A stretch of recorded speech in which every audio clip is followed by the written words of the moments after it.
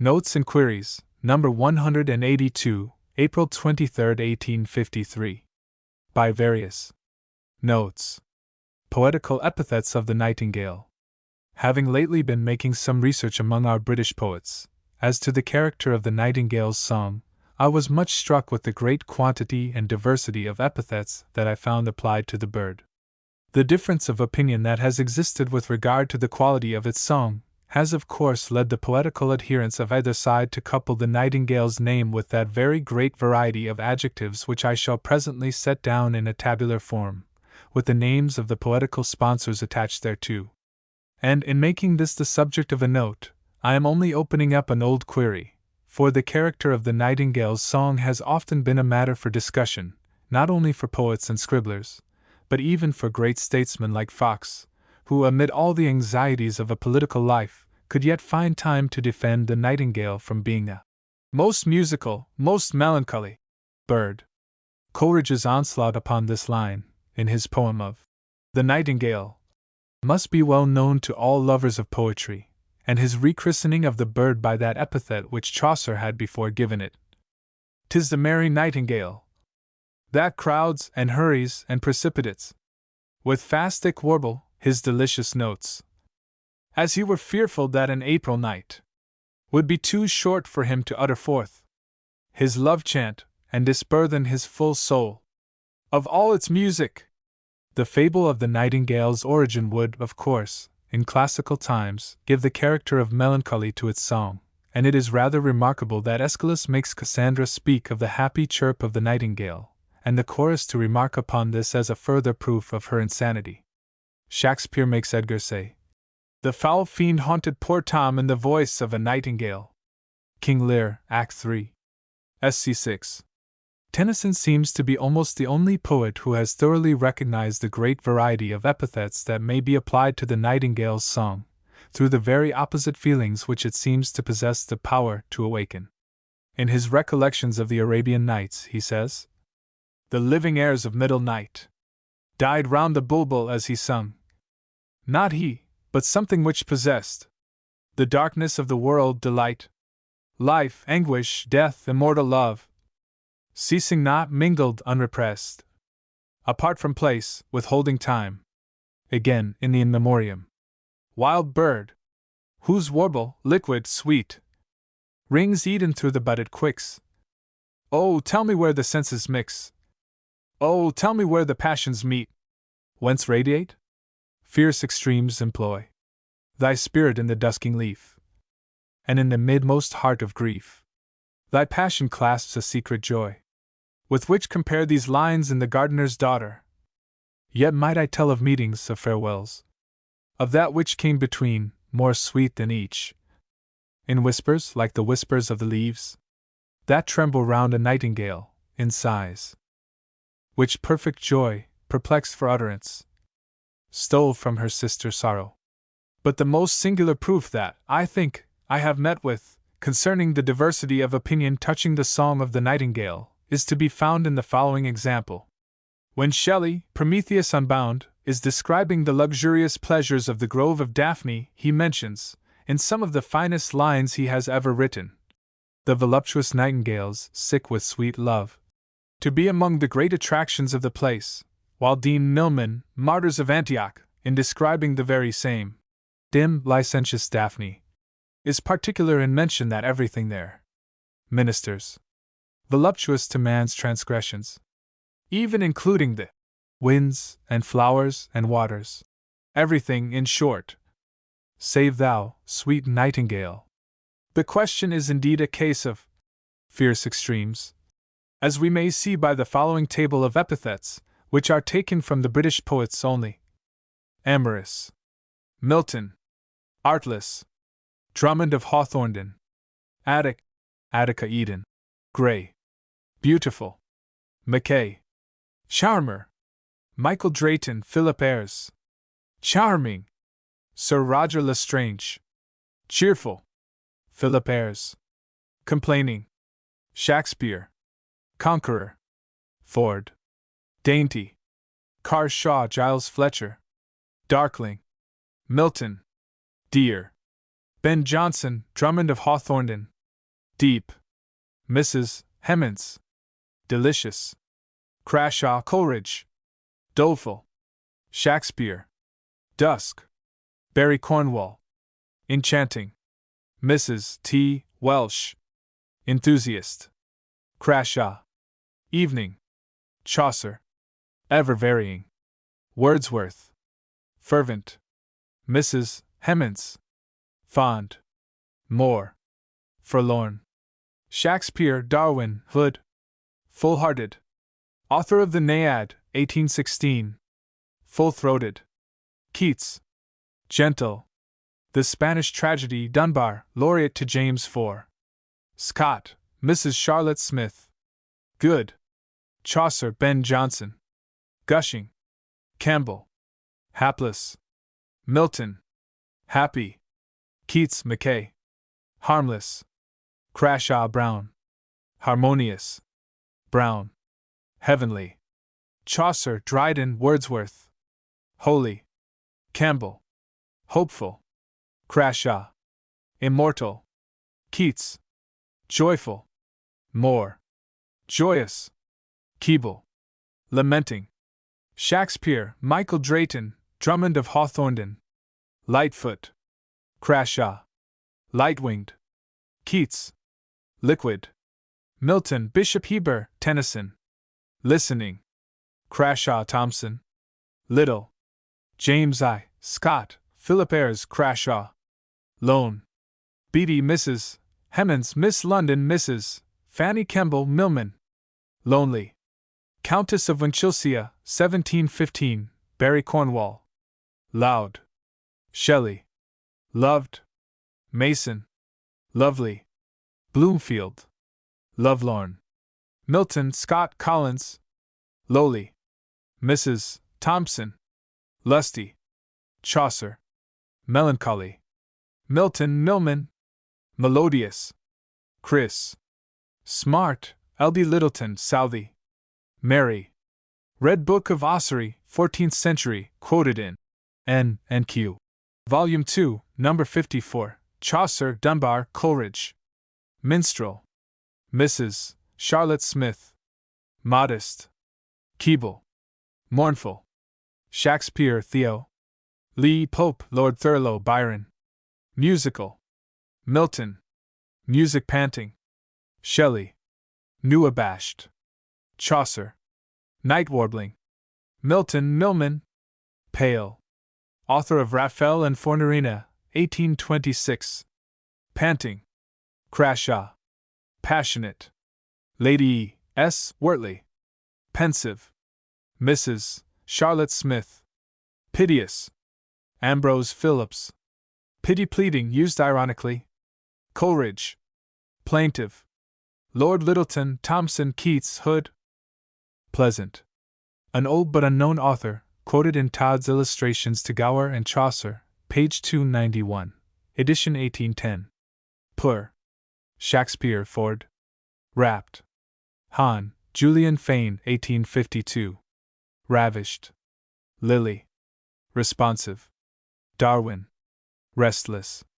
T. Lovell Beddoes, in The Bride's Tragedy, 1822. Richly toned. Southey.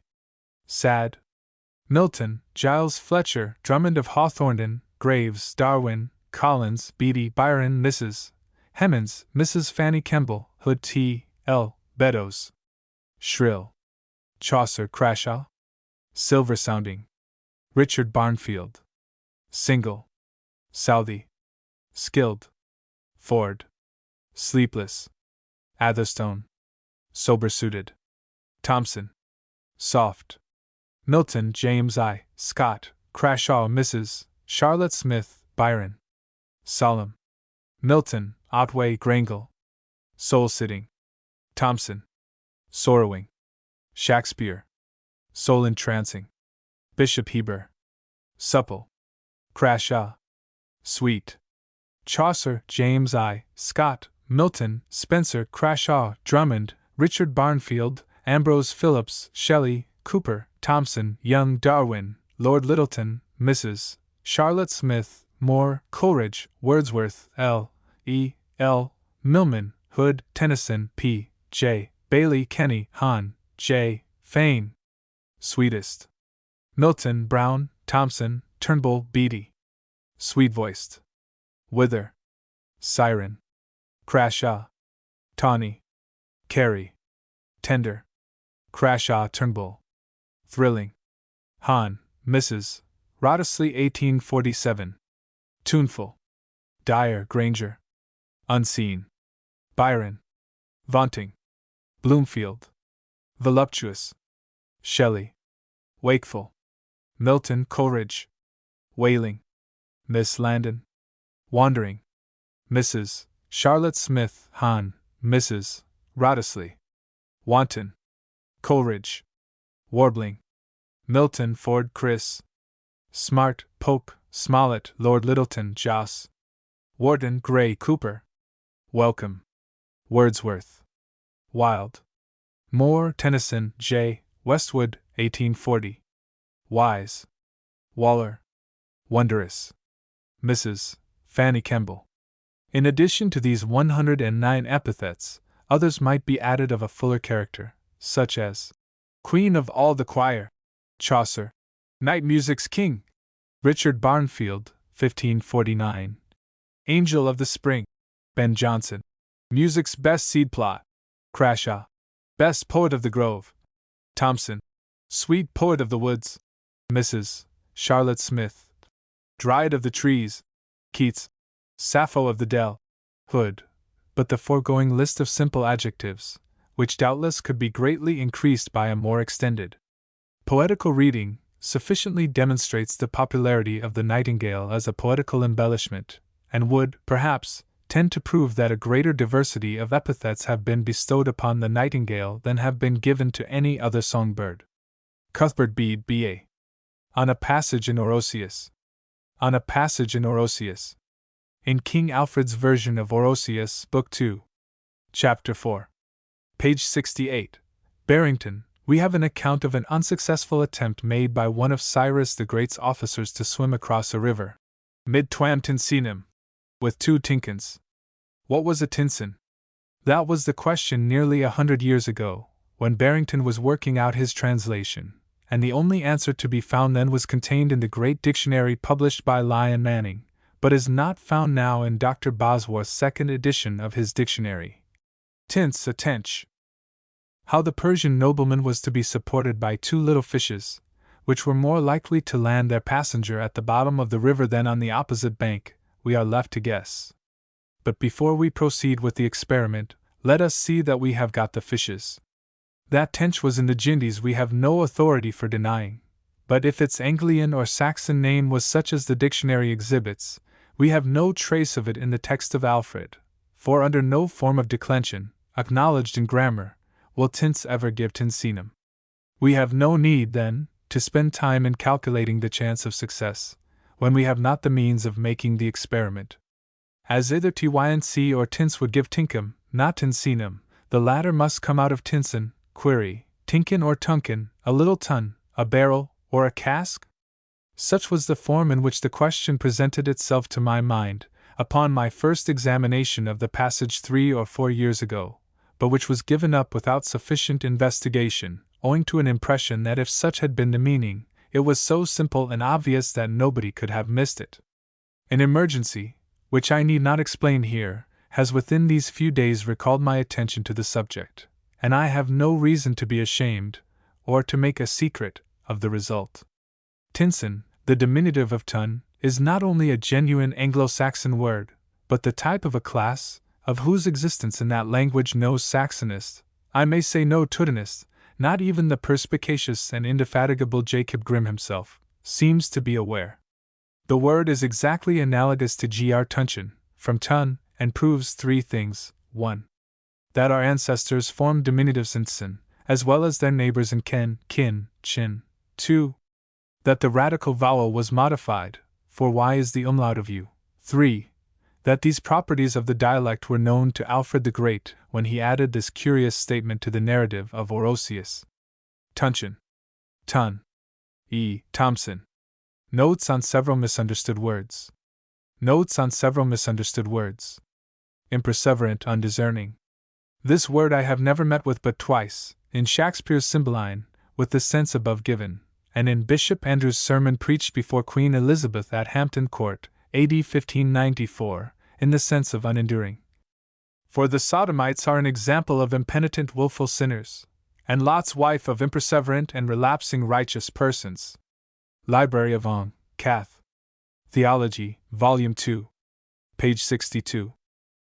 Perseverant, discerning, and perseveres, discerns, occur respectively at pages 43 and 92 of Hawes's Pastime of Pleasure, Percy Society's edition. The noun substantive perseverance equals discernment is as common a word as any of the like length in the English language. To omit the examples that might be cited out of Hawes's Pastime of Pleasure, I will adduce a dozen other instances, and if those should not be enough to justify my assertion, I will undertake to heap together 24 more.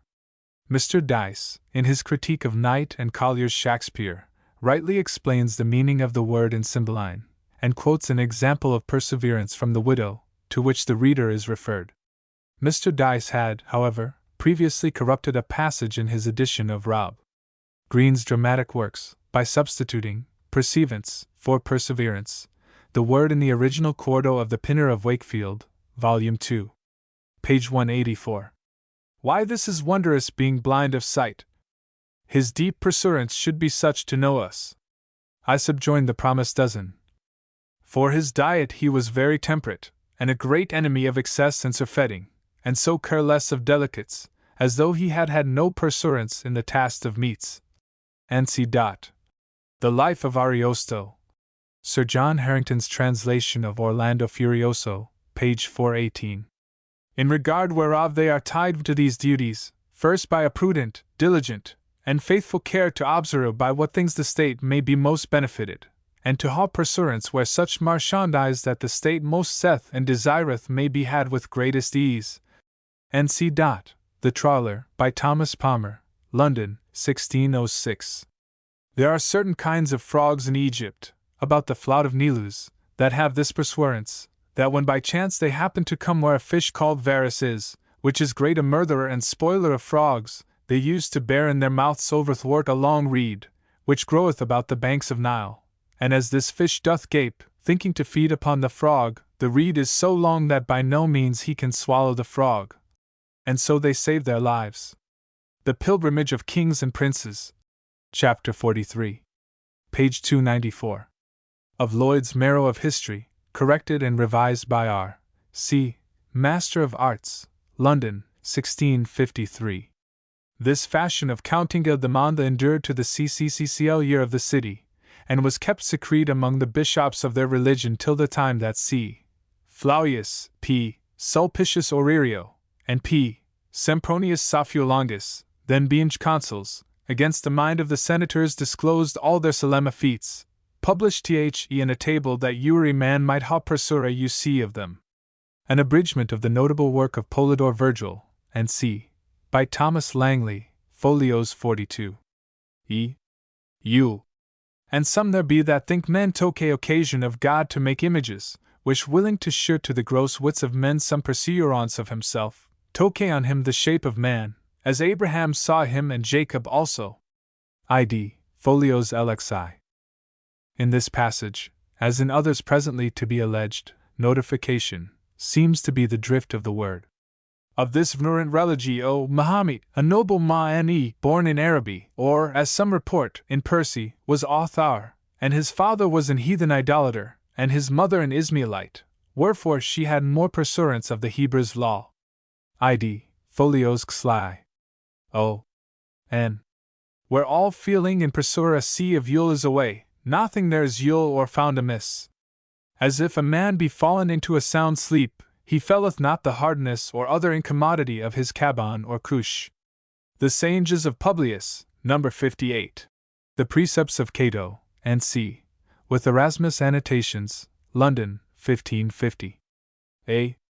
Wherefore both Philip and Alexander, if why dead ha any perseverance, would not that the rooters, out of them and their issue, but rather that the punishers of those traitors, should enjoy the kingdom of Mace done.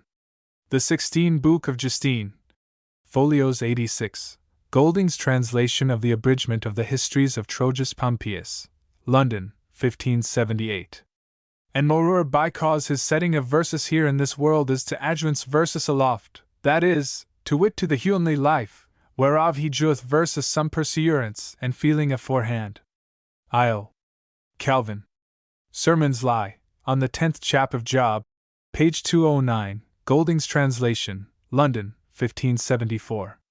And so far are we off from being able to attain to such knowledge through our own power, that we flee it as much as is possible, and blindfold our own eyes, to the intent we might put away all perseverance and feeling of God's judgment from verses.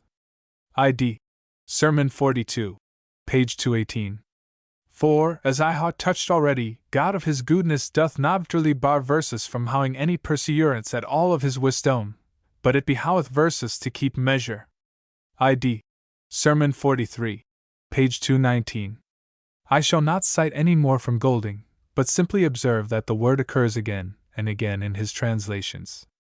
The remaining 3 examples exhibit the noun in a somewhat different sense, viz. Notification, or means of discerning. The time most apt in all the year, and affording greatest pursuance for the finding out of the heads of wells and fountains, are the months of August or September. The first book of the Country Farm, page 8, by Stevens and Liebald, translated by Surflet, and edited by G. Markham, London, 1616. He may also gather some perseverance by the other marks before specified, that is to say, by the prints of his foot upon the grass, by the carriages of his head, his dung gait. And C. Id. Book 7, page 685. And this life to men is in high perseverance, or lyght of faith whereby they shall be saved. God's Promises, by John Bale, Dodsley's Old Plays, Collier's Edition, Volume 1, Part 2, Act 1. By the by, as a specimen of the value of this edition, take the following passage of this very play. O perfect Kai of David, and hygh sceptre of the kindred of Jacob, whych openest and no man speareth, that speakest and no man openeth. Act 7, page 40. On the word speareth the commentator treats his reader to a note, in which he informs him that speareth means asketh, and in proof of this cites 1 passage from Chaucer, and 2 from Bevlis's Virgil. It might almost appear to be upbraiding the reader with stupidity to mention that speareth signifieth bolteth, shutteth, and that speaketh is a misprint for speareth. This verb was a favorite with Bale.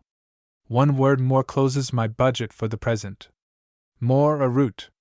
Still in use in Gloucestershire, once of frequent occurrence. To the examples alleged by Richardson, in his dictionary, add the following. I see it by ensample. In summertime on Trose, there's some bows ben leaved, and some bereth none. There is a mischief in the moor. Of switch Mynheer Bowes. The Vision of Piers Plowman, edited by Thomas Wright, Volume 2, page 300. At page 302, you find the sentiment in Latin. Sicit cum videris arborem pallidam et marcidam, intelligus quod vidium habet in radis, a mischief in the moor. The glossary of the editor is silent. It is a full tree, quod he. Truly to tell. Mercy is the more thereof. The middle stalk is Ruth. The leaves ben lele wards. The law of Holy Church. The blossoms beth buxom spech. And benign lokinge. Patience hath the pure tree. And C. Id. Volume 2, page 330. It groweth in a garden, quod he.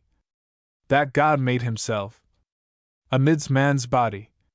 The more is of that stock. Hert height the herber. That it engroweth. Id. Volume 2, page 331. There should not be any comma, or other stop, at body, because the sense is. The root of that stock is amid man's body. Mr. Wright's glossary refers to these last 2 instances as follows. More a.s. 330-331, the main or larger part body? At page 334. We meet with the word again. On more they growed. And again, at page 416. And by a2 the mores. May I, in passing, venture to inquire of the editor on what authority he explains Wayslead, page 476, to be the pret of Waysland A.S. To become dirty oneself? This Troilus without in reed or lore, as man that hath his joies eke forlore, was waiting on his lady evermore, as she that was saw fast croppin' more of all his lust or joys heretofore. Chaucer's Troilus and Creasy B.V. Afterwards, in the same book, a few stanzas further on, he joins crop and root together. Last of all, if these things all not the cure, I do commend and allow above all the rest, that you take the use of celandine roots, making them clean from the earth that doth vse to hang to the moors. The Book of Falconry, by George Turberville, 1611, page 236. Chiefly if the moor of virtue be not cropped, but daily rooted deeplier. The First Book of the Nobles or of Nobility, translated from Lawrence Humphrey. The next and last example from the second book of this interesting little volume I will quote more at large. Aristotle mentioneth in his Politics an horrible of feast in certain states, consisting of the regiment of few nobles, in manner thus: I will hate the people, and to my power persecute them. Which is the crop and more of all sedition. Yet too much practiced in our lose. But what cause is there why a noble man should either despise the people, or hate them, or wrong them? What? Know they not, no tyranny may be trusty? Nor how while guardy of co tinuance fear is? Further, no more may nobility miss the people, than in man's body, the heed, the hand. For of truth, the common people are the hands of the nobles, sith them sellers be handless. They labor and sweat for them, with tillinga, sailing, running, toiling, by sea, by lad, with hads, feet, sirra them. So as at their sirrus, they nor eat, nor drink, nor are clothed, no nor lioa. We read in Why Taleteller's soap, a dewy was sowed by the help of an ant. A lion escaped by the benefit of a mouse. We read again, that Ewan ants haw their collar. And not altogether quite, the eagle angered the bidleby. A. The reader will notice in this citation another instance of the verb miss, to dispense with. I have now done for the present, but should the collation of sundry passages, to illustrate the meaning of a word, appear as agreeable to the laws of a sound philology, as conducive to the integrity of our ancient writers, and as instructive to the public as brain-spun emendations, whether of a remote or modern date, which nowadays are pouring in like a flood, to corrupt long-recognized readings in our idolized poet Shakespeare, in order to make his phraseology square with the language of the times and his readers' capacities, I will not decline to continue endeavors such as the present essay exhibits with a view to stem and roll back the tide. W. R. Arrowsmith. Broadheath, Pristine, Herefordshire. A work on the macrocosm. A work on the macrocosm. I intended to have contributed a series of papers to N and Q, on the brute creation, on plants and flowers, and C, and in a note on the latter subject I promised to follow it up. However, as circumstances have changed my intentions, I think it may be well to mention that I have in hand a work on macrocosm, or world of nature around us, which shall be published in 3 separate parts or volumes.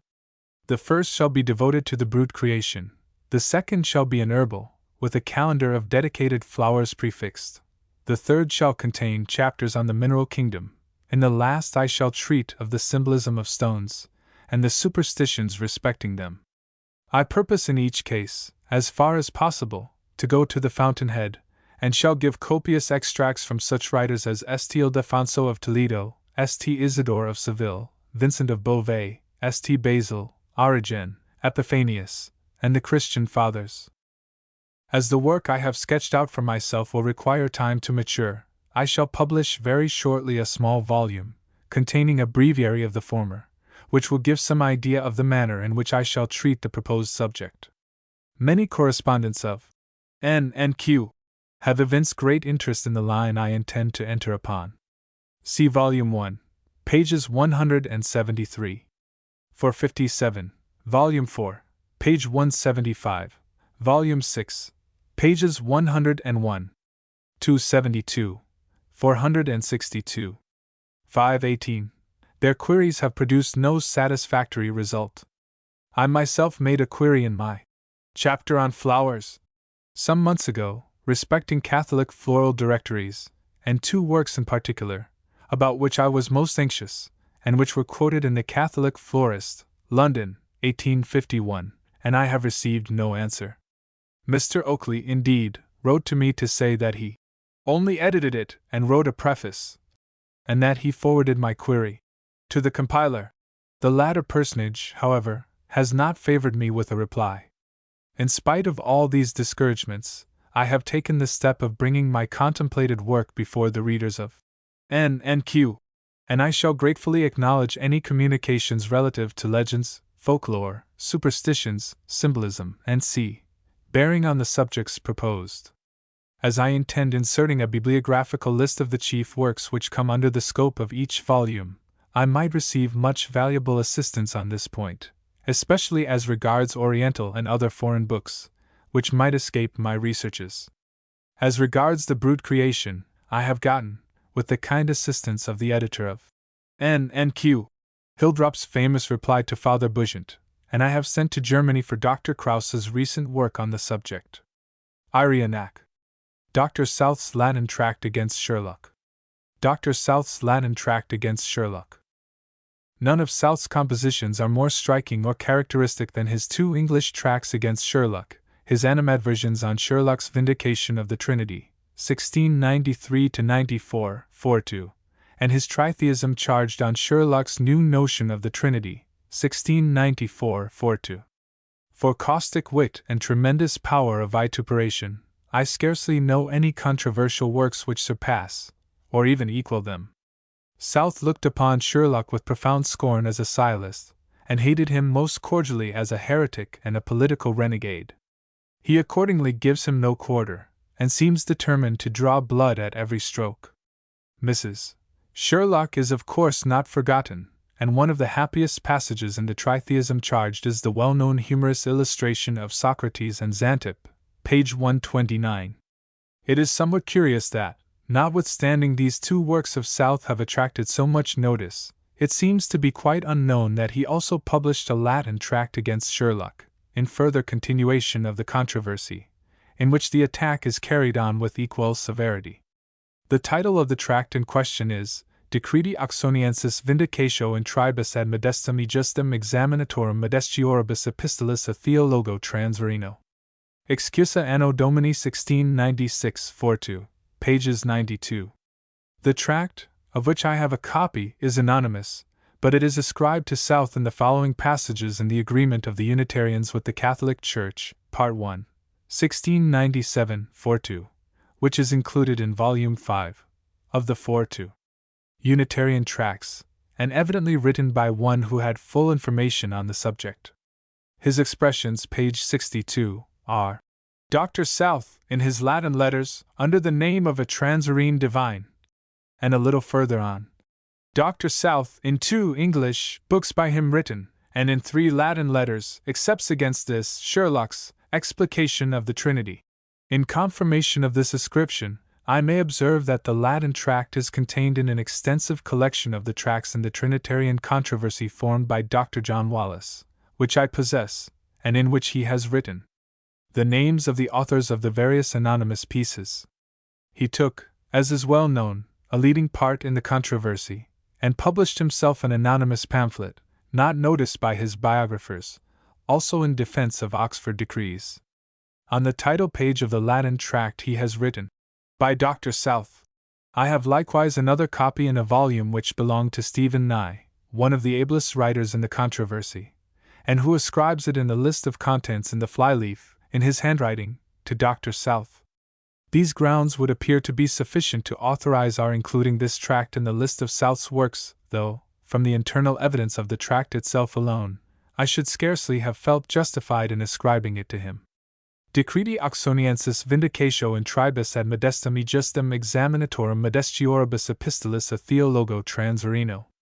J. S. Crossley. Shakespeare Correspondence. Shakespeare Correspondence. Parallel passages. Ulletan Messengers. that ride upon the violent wings of fire, fly with false aim, move the still piecing air, that sings with piercing, do not touch my lord. All's well that ends well. Act 3. SC 2. The elements, of whom your swords are tempered, may as well wound the loud winds, or with bemocked at stabs kill the still closing waters, as diminish one dowl that's in my plume. The Tempest. Act 3. SC 3.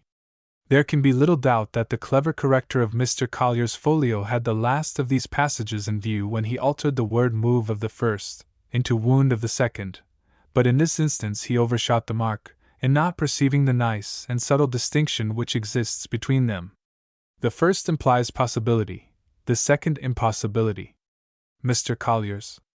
In the second, the mention of to wound the loud wind, or killed the still closing water, is to set forth the absurdness of the attempt, but in the first passage there is a direct injunction to a possible act.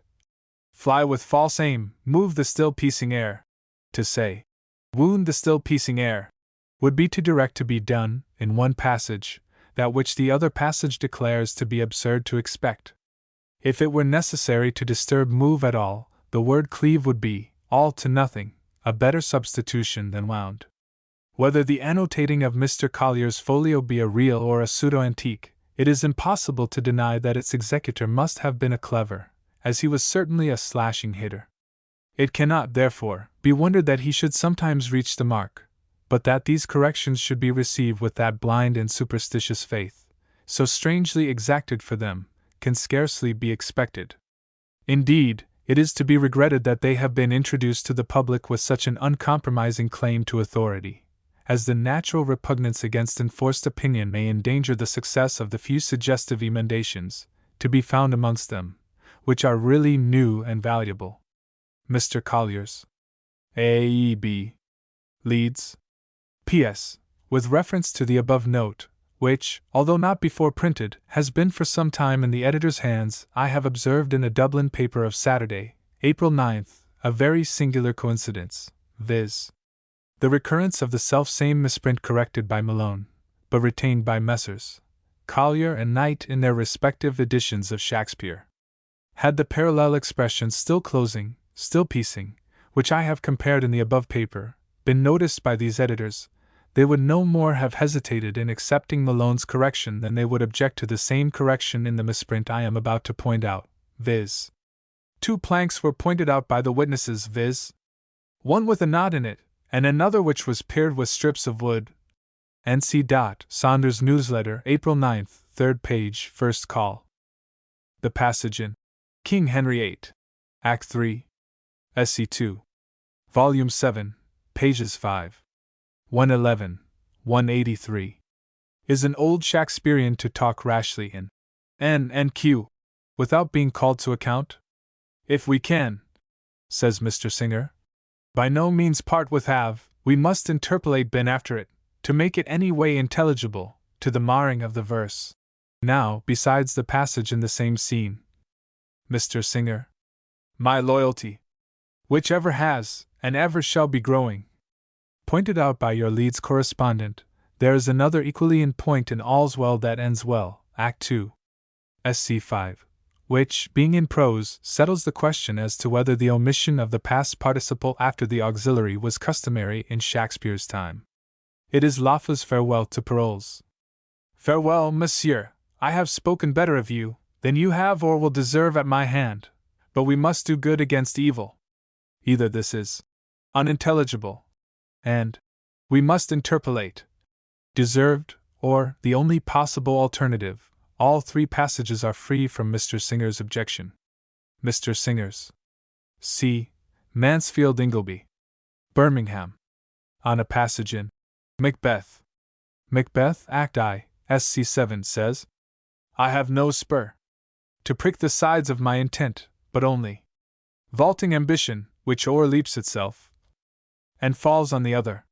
Should not the 3rd line be vaulting ambition, which o'erleaps itself? Sell is saddle, Latin, sella, French, sell, and is used by Spenser in this sense.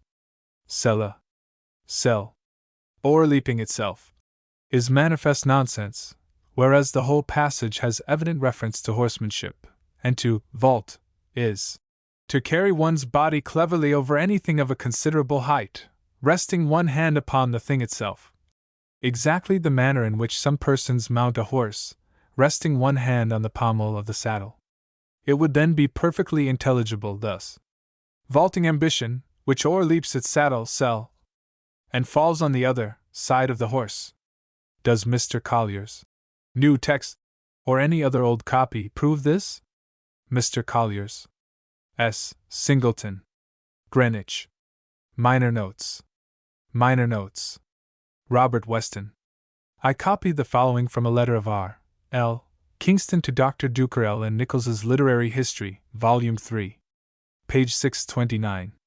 Robert Weston was Lord of Manor of Kilmington in Devon, and divided his estate among 4 daughters, reserving to the eldest son the royalties of his courts. In his will or deed of settlement is this clause, that the abbot of Newnhams, near Axminster, had nothing to do in the highway any further than to his land of Studhays, and that he should stand without the court gate of his land of Studhays, and take his right ear in his left hand, and put his right arm next to his body under his left across, and so cast his reap hook from him, and so far he shall come. Balliolensis. Sonnet on the Rev. Joseph Blanco White. Some years ago, I copied the following sonnet from a newspaper. Can you say where it first made its appearance? After the annexed testimony of Coleridge, it is needless to say anything in its praise. Sonnet on the Rev. Joseph Blanco White. Mysterious night!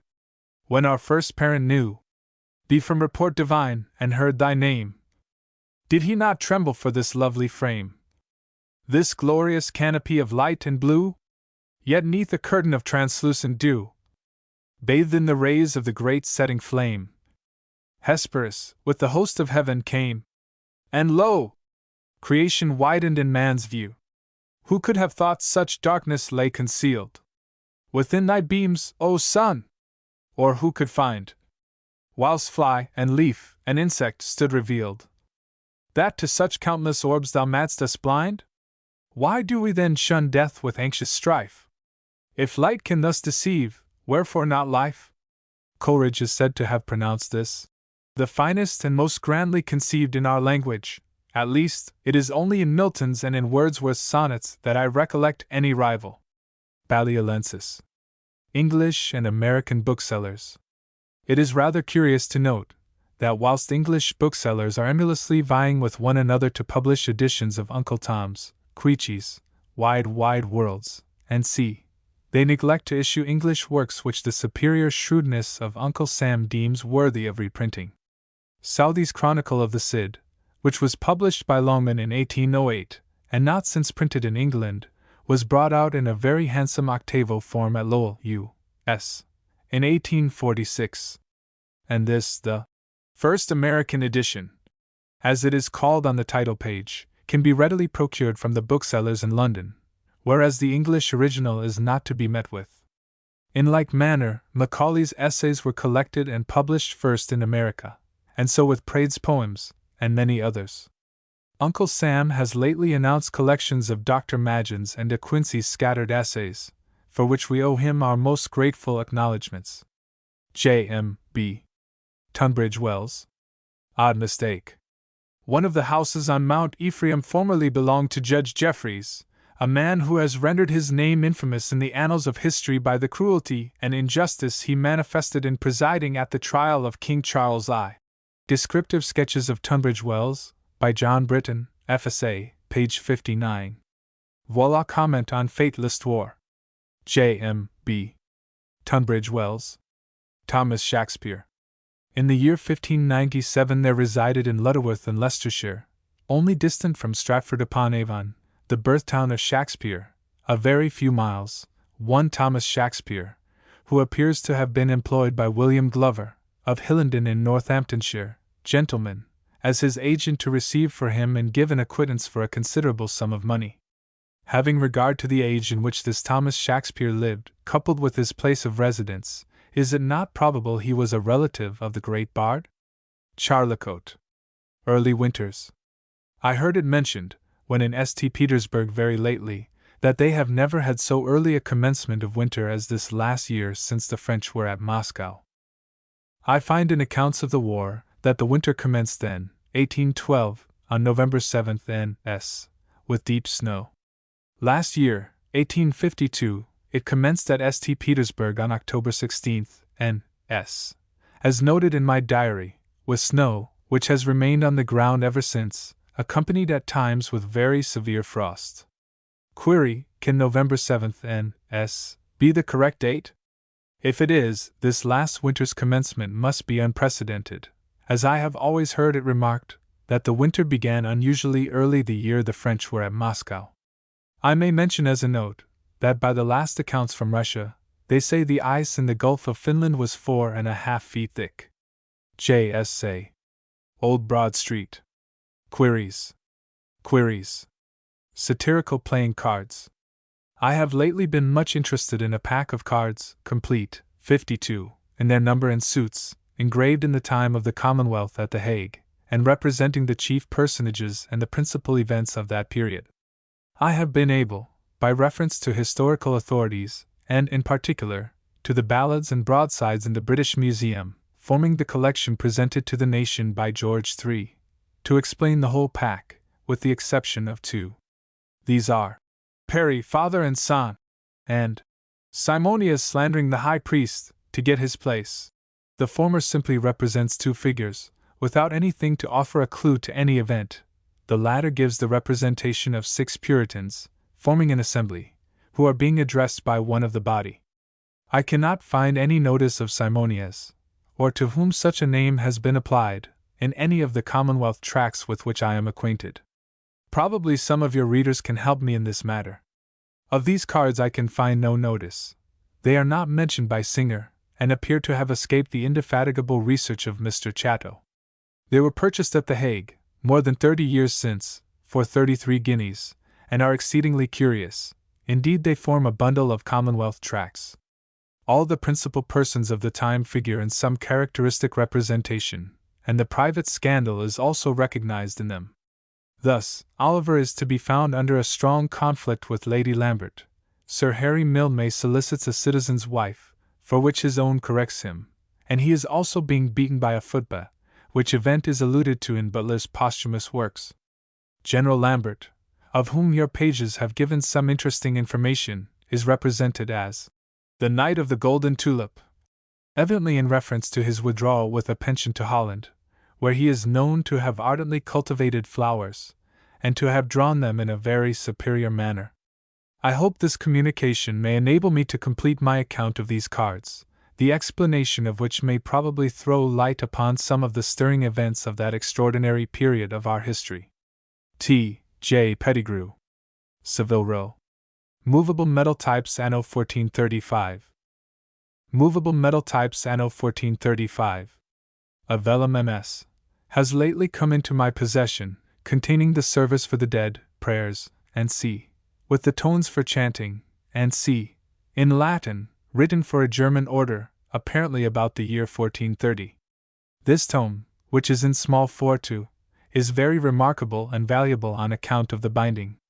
This is red leather, stamped with double lines forming lozenges, and powdered with additional stamps, or a lion, a fleur-de-lis, an eagle, and a star.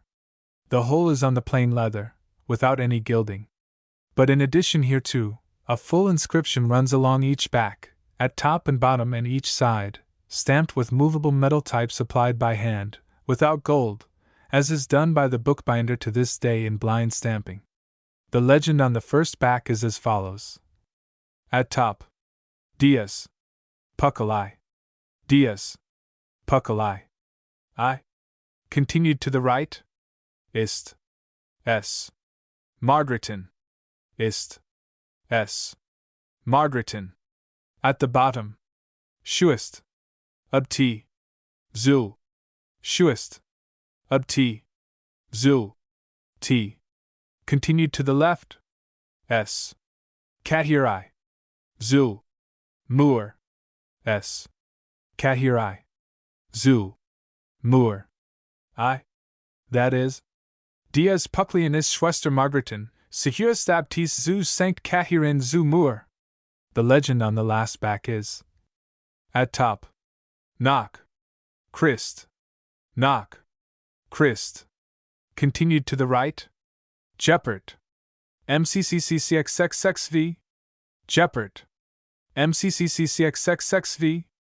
At bottom, Yvart, Jeppen, Yvart, Jeppen. Continued to the left, D, Diaz, Puk K, D, Diaz, Puk K, E.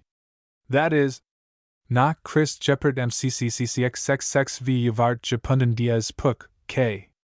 The whole inscription will therefore be, in English: this booklet is Sister Margaret's, Sister Abbess at St. Catherine's at Moor, after Christ's birth 1435, was bound.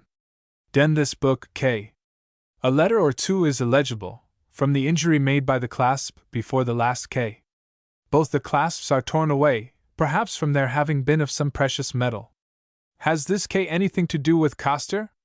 Can any particulars be given of the abbess, monastery, and town mentioned? Is any other specimen of movable metal types known of so early a date? George Stevens. Copenhagen. Portraits at Brickwall House. Portraits at Brickwall House. Among the pictures at Brickwall House, North Thiam, Sussex, are the following portraits by artists whose names are not mentioned either in Bryan, or Pilkington, or Horace Walpole's notices of painters. I shall be thankful for any information respecting them.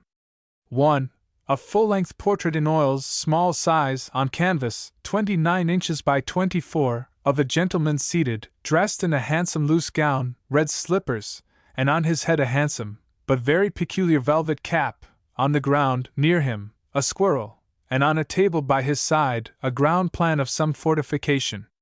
John Sommer Pinxet, 1700. N. B. The late Captain Marriott, and subsequently another gentleman, guessed it to be a portrait of Wortley Montague from the peculiar dress, but the fortification would seem to indicate a military personage. The picture is well painted. 2. A half-length portrait in oils, small size, on canvas, 20.5 inches by 17, of an old lady seated, a landscape in the background. A highly finished and excellent picture. The lace in her cap is most elaborate. T. Vanderwilt, 1701. N. B. I conclude this is the artist's name, though possibly it may be the subject's. 3. A pair of portraits, kit-cat size, of John Knight of Slapton, Northamptonshire, aged 72, and Catherine his wife, aged 37. Lucas Wickonus Pinxet, 1736. N. B. Inferior portraits by some provincial artist. I conclude Lucas is the surname, and Wickonus indicates his locality. If so, what place? Whilst on this subject, I would add another query respecting a picture in this house, a very highly finished portrait, small size, by Terburg, of a gentleman standing, in black gown, long brown wig, and a book on a table by him. Andries de Graef. Obiot 73, Nkluxi. Can you tell me anything about this old gentleman? T.F. Minor queries. Minor queries. Christian names. Can any of your correspondents inform me when it became a common practice to have more than one Christian name? Lord Coke says, Company Lit. 3a. And regularly it is requisite that the purchaser be named by the name of baptism and his surname, and that special he be taken to the name of baptism, for that a man cannot have two names of baptism as he may have diverse surnames. And further on he says, if a man be baptized by the name of Thomas, and after, at his confirmation by the bishop, he is named John, he may purchase by the name of his confirmation. And this doth agree with our ancient books, where it is holden that a man may have diverse names at divers times, but not divers Christian names. It appears, then, that during the first half of the 17th century a man could not have two Christian names. Also, at what period did the custom arise of using as Christian names words which are properly surnames? Ericus. Lake of Geneva. The chronicler Marius, in the second volume of Dom Bouquet, mentions that, in the reign of the sons of Clotaire, an earthquake or landslip, in the valley of the Upper Rhone, enlarged the Lemanus, or Genevese lake, by 30 miles of length and 20 of breadth, destroying towns and villages. Montfaucon, in his Monuments de la Monarchie, page 63, states that the Lake of Geneva was formed on this occasion, absurdly, unless he means that upon this occasion its limits were extended to Geneva, having previously terminated further east. What vestiges of this catastrophe are now perceptible? Dom Bouquet. Monuments de la Monarchie. A.N. Clerical Portrait. May I request the assistance of N.Q. in discovering the name of a reverend person whose portrait I have recently met with in my parish? The individual from whom I procured it could give me no other history of it, but that he had bought it at the sale of the effects of a respectable pawnbroker in the village many years ago. Afterwards I learned from another resident in the parish that he well remembered visiting the shop of the same broker, in company with another gentleman still living, when this identical portrait was the subject of conversation, and the broker went into his private room and brought out a book, conceived to be a magazine, from which he read a description of the person of whom this was the portrait, to the following effect, viz. That he was born of obscure parentage in the parish of Glenham, Suffolk, that he was sent to school, and afterwards became a great man and a dignitary of the church, if not a bishop, and became so wealthy that he gave a large sum for the repairs of Norwich Cathedral. These are the only particulars which I have yet ascertained as to the portrait, for either of the gentlemen who were present at this transaction with the broker, though they agree in the circumstances which I have above narrated, can remember the name of my great unknown. I look, however, with confidence to the wide range of your correspondence, and hope to receive some clue which may guide me to the wished for discovery. The portrait is an oil painting, a fine, full, florid face, with a long wig of black curly hair resting on the shoulders, gown and band date probably from Queen Anne to George II. J.T.A. Arms, battle-axe. With some quarterings of Welsh arms and Bisham, Marlow, of Holby, is one of 3 battle-axes. The same appear near Denby, suppose taken in with A.L.R. from Vaughan. Query, what family or families bore 3 battle-axes? A.C. Bullinger's Sermons. Will some of your correspondents kindly give me some information regarding a volume of sermons by Henry Bullinger, which I have reason to believe is of rather rare occurrence? It is Festorum Diarum Domini et Servitoris Nostrae Jesu Christi Sermons Ecclesiastici, Heinrico Bullingero, author. There is a vignette short preface, on title page, with a scripture motto, Mat. 17, date is Tiguria Pud Christoph. Frostchoveramain Mvi. I believe there is a copy in the University Library, Cambridge. Festorum Diarum Domini et Servitoris Nostrae Jesu Christi Sermons Ecclesiastici. Heinrico Bullingero, author. Tiguria Pud Christoph. Frostchoveramain. In Ivry. Monkstown, Dublin. Gibbon's Library. Matthews, in his Diary of an Invalid, says, when visiting Gibbon's house at Lausanne, his library still remains, but it is buried and lost to the world. It is the property of Mr. Beckford, and lies locked up in an uninhabited house at Lausanne. First edit. 1820, page 319. This was written about 1817. Was the library ever transferred to Fonthill or to Bath, or does it still remain at Lausanne? J.H.M. Dr. Timothy Bright. Can any of your correspondents inform me whether this gentleman, author of a treatise on melancholy, an edition of Fox's Martyrs, and c. was an ancestor of the Rev. Henry Bright, prebend of Worcester Cathedral, an instructor of Samuel Butler, author of Hudibras? H.A.B. Townley Misses. I request to know, where are the Townley Misses? They are quoted by Nicholas in the Scope and Grosvenor Rolls. Also, where are the Misses often referred to in the history of the House of Ivory as then Penies the Earl of Egmont, and also a folio of pedigrees by Camden Russet. H. T. Ellicombe. For a notice of the Townley Misses, see N. and Q. Volume 4, page 103. Return. Order of St. John of Jerusalem. 1. Who were the members of the British language of St. John of Jerusalem, when Elizabeth took away their property? 2. What members of the British language were present when, in 1546, the English commander Upton attacked and defeated the famous corsair Dragut at Tarshan in Malta. Also, what members of it were present when the Chevalier Repton, Grand Prior of England in 1551, was killed, after signally defeating the Turks in another attack which they made on the island? 3. What became of the records of the language? N.B. Some of them, belonging to the Irish branch of it, were lately bought of a Jew by a private gentleman in the Grand Duchy of Baden. They are supposed to have been deposited for security at Heidersheim near Freiburg, which was the chief seat of the German language of the order. R.L. P. Wharton C. Lake of Constance. Consecrated roses, swords, and c. Where will any account be found of the origin of the custom, which has long prevailed at Rome, of the Pope's blessing, on the eve at certain festivals, roses and other articles, and which were afterwards frequently presented to sovereigns and potentates as tokens of friendship and amity? G. West, Kipling, and Milbourne.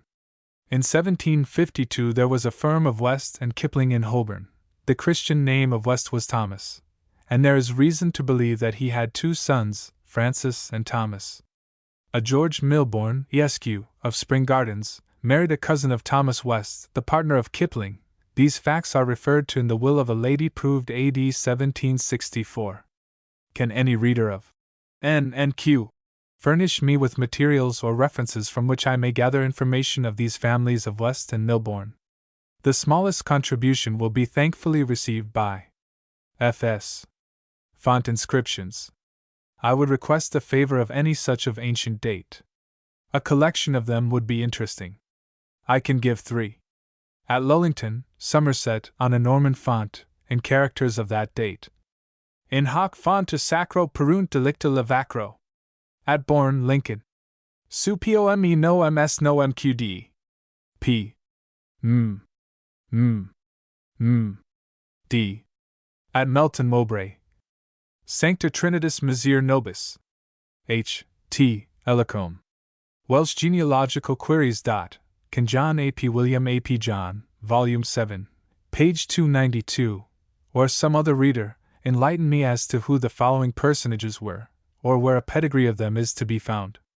John A. P. William A. P. John. 1. Gladys, de Vithel A. P. Rees A. P. Morgan, of Uyas A. P. Morgan here A. P. Teston A. P. Gergant, of 4th Royal Tribe, Huma. Madog A. P. Griffith. Berks Landed Gentry. Hughes of Gwerkles. 2. Beatrix, Dove Anion A. P. David A. P. Miles A. P. Griffith A. P. Owen, Lord of Bromfield, and Onnet A. P. Iago A. P. Idwal, Prince of Wales, Huma. William Belward, Baron of Malpas. 3. Gwernwy, cousin of Bledon A. P. Cyn F. Wine, called Prince of the 14th Royal Tribe, whose granda, Hunid Ma. Meredith A. P. Bledon. V. Burke, as above. 4. Gwentlean, wife of the above Gwernwy, de of Rees A. P. Morgan. 5. Griffin, son of Wenevlin, whose de Ma. Fulk Fitzwaring, a baron, 1295 to 1314. V. Burke's extinct peerage. 6. Gladys, de of Rigwallen, Prince of Wales, said by Sir W.M. Seager to be wife of Walter Fitzother, ancestor of Lords Windsor. And what authority is there for this match? V. Collins, and C. As these queries are not of general interest, I enclose a stamped envelope for the answers. E.H. Y. The butler and his man William. These mythological personages, the grotesque creation of Mr. Grosvenor Bedford's fertile imagination, are frequently referred to and dilated on in the letters addressed to him by Southey, Life of Southey, by his son, Volume 2, page 335, and c. When urging Mr. Bedford to write a Pantagruelian romance on their lives and adventures, which however was never accomplished. What therefore is the meaning of the following paragraph, which appears at the conclusion of the review of Volume 2 of Southey's Life, contained in the Gent. S. Mag for April, 1850, page 359. We will only add, that with respect to the butler mentioned at page 335, the editor seems but imperfectly informed. His portrait, and that of his man William, are now hanging on the walls of our study. His life is on our table. He himself has long since returned to the august abode from which he came. J. M. B. Tunbridge Wells. Loney's Portraits of Guidiccioni. The Count Alessandro Capi of Ravenna is about to publish an elaborate life of his fellow townsman Luca Lonhi, with very copious illustrations from that painter's works. He has ransacked Italy in vain for a portrait of Monsignor Giovanni Guidiccioni, President of Romagna, painted by Luca Lonhi in 1540. This portrait possesses more than ordinary interest, since, to use the words of Armanini, author of Vari Precetti della Pittura, fu predicato per meraviglioso in Roma da Michelangelo Buonarroti. Count Capi, supposing that the picture may have found its way to England, hopes by the publication of this notice to discover its whereabouts.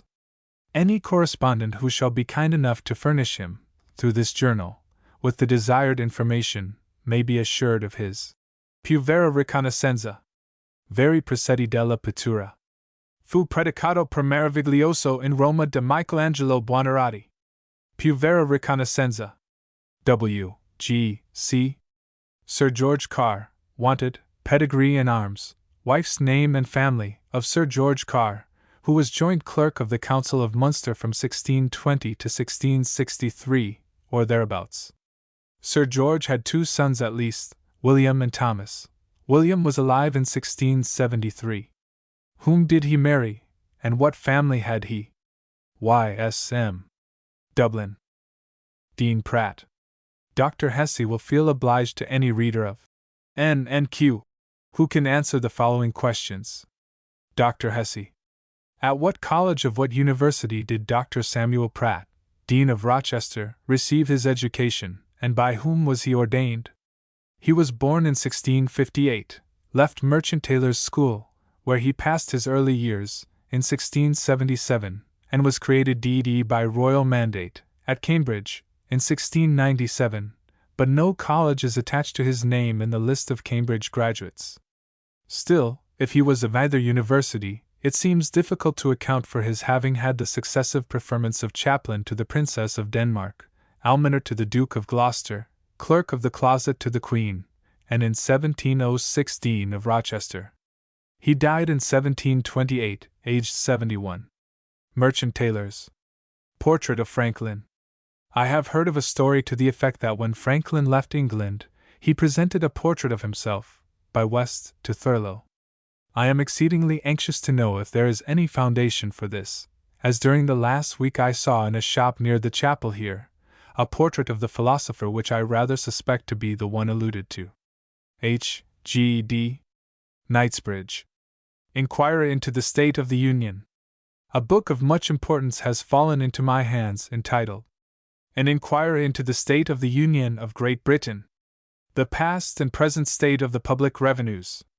By the Wednesday's Club in Friday Street, London, printed for A. and W. Bell, at the Cross Keys, Cornhill, J. Watts in Bow Street, Covent Garden, and sold by B. Barker and C. King in Westminster Hall, W. Mears and J. Brown, without Temple Bar, and W. Taylor, in Paternoster Row. 1717. Can any of your correspondents throw a light upon this Wednesday's Club, in Friday Street? Was it a real club or fictitious? By so doing you would greatly oblige me, and afford important information to this office. James A. Davies. National Debt Office. Minor Queries with Answers. Minor Queries with Answers. Bishop of Oxford in 1164. Among the names of the bishops who signed the constitutions of Clarendon I see Bartholomew's Oxoniensis Episcopus. How is this signature accounted for? There are no other signatures of suffragan or inferior bishops attached. W. Fraser. Tormohun. Clearly a misprint for Bartholomew's Oxoniensis Episcopus, the celebrated Bartholomew Iscanus, the opponent of Thomas à Becket. Our correspondent should have given the title of the work where he found the signatures, as they are not appended to the Constitutions, in Matthew Paris, Spellman, or Wilkins. Roman inscription found at Battle Bridge. I shall be very much obliged if any one of your numerous readers or correspondents will be so kind as to furnish me with an authentic copy of the inscription on the Roman stone which in July 1842 was found at Battle Bridge, St. Pancras, and also state where the original stone is to be seen. The account of the discovery of the stone is mentioned in a paragraph which appeared in the Times newspaper of the July 30th, 1842, in the following manner. Antiquities discovered. A Roman inscription has within these few days past been discovered at Battle Bridge, otherwise, by an absurd change of denomination, known as King's Cross, New Road, St. Pancras. This discovery appears fully to justify the conjectures of Stukely and other antiquaries, that the great battle between the Britons under Boadicea and the Romans under Suetonius Paulinus took place at this spot. Faithful tradition, in the absence of all decisive evidence, still pointed to the place by the appellation of Battle Bridge. The inscription, which in parts is much obliterated, bears distinctly the letters Leg. XX. The writer of this notice has not yet had an opportunity personally to examine it, but speaks from the information of an antiquarian friend. The 20th Legion, it is well known, was one of the 4 which came into Britain in the reign of Claudius, and contributed to its subjugation. The vexillation of this legion was in the army of Suetonius Paulinus when he made that victorious stand in a fortified pass, with a forest in his rear, against the insurgent Britons. The position is sketched by Tacitus, and antiquaries well know that on the high ground above Battle Bridge there are vestiges of Roman works, and that the tract of land to the north was formerly a forest.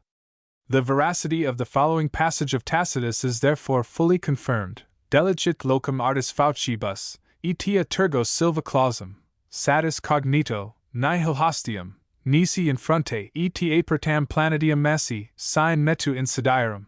He further tells us that the force of Suetonius was composed of 40 legio cum vexillarius vicessimarius et proximus auxiliars. Antiquities discovered. Delegit locum artis faucibus, etia tergo silva clausum, satis cognito, nihil hostium, nisi in fronte, et apertam planetium esse, sign metu insidiarum. 40 legio cum vexillarius vicessimarius et proximus auxiliars. S.R. A sketch of this fragment of stone, discovered by Mr. E. B. Price, is given in the Gentleman's Magazine for August, 1842, page 144.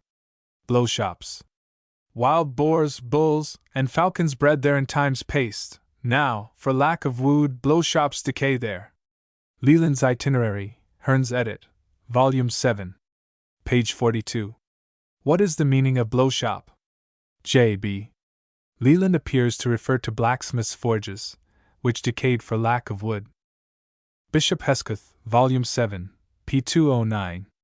There is evidently an error in your note respecting the death of Bishop Hesketh, but it is one common to all the lists of Manx bishops to which I have access. You state that he died in 1510. It is certain that he was living in 1520. He was a son of Robert Hesketh, of Rufford, Company Lank, and his brother Richard Hesketh, learned in the law, and who is stated by Kimber to have been Attorney General to King Hen. 8. By his will, dated August 15, 1520, appointed his trusty brethren Hugh, Bishop of Man, and Thomas Hesketh, Esquire, executors, and proceeded. I.W.Y.L. that the said bishop shall haw a goblet of silver W.A. queer, and my said brother Thomas to haw a pounced bull of silver, a counterpoint, and a quartern gem neat bed W. the hangings, a pair of fustian blankets, and a pair of chattays, and a feather bed that lieth upon the same bed, for their labors. So that the vacancy, if there really was any, between his death and the consecration of Bishop Stanley, is much less than is generally supposed. H.A. Our authority for the date of Bishop Hesketh's death was Bishop Hildesly's M.S. List of the Manx bishops, which he presented to the British Museum, and which appears to have been carefully compiled. His words are: Juan Hesketh died 1510, and was buried in his Cathedral of St. Germans in Peel. It is clear, however, there is an error somewhere, which did not escape the notice of William Cole, the Cambridge antiquary, for in his M.S. Collections, Volume 26, page 24, he has the following entry: Juan Hesketh was living 13 Henry 8, 1531, at which time Thomas Earl of Derby appointed, among others, Sir Hugh Hesketh, Bishop of Man, to be one of his executors. See Collins's Peerage, Volume 2, page 33. Wolsey was appointed supervisor of the will, and is in it called Lord Chancellor. he was so made 1516, which proves that he was alive after 1510, the will of Richard Hesketh, Esq., to be buried in his chapel at Rufford, executors Hugh Hesketh, Bishop of Man, his brother, and Thomas Hesketh, Esq., was proved Nov. 13, 1520. In Reg. Manwaring 3, he continued bishop, I presume, 43 years, from 1487 to 1530. It is plain he was so 34 years. Form of prayer for prisoners.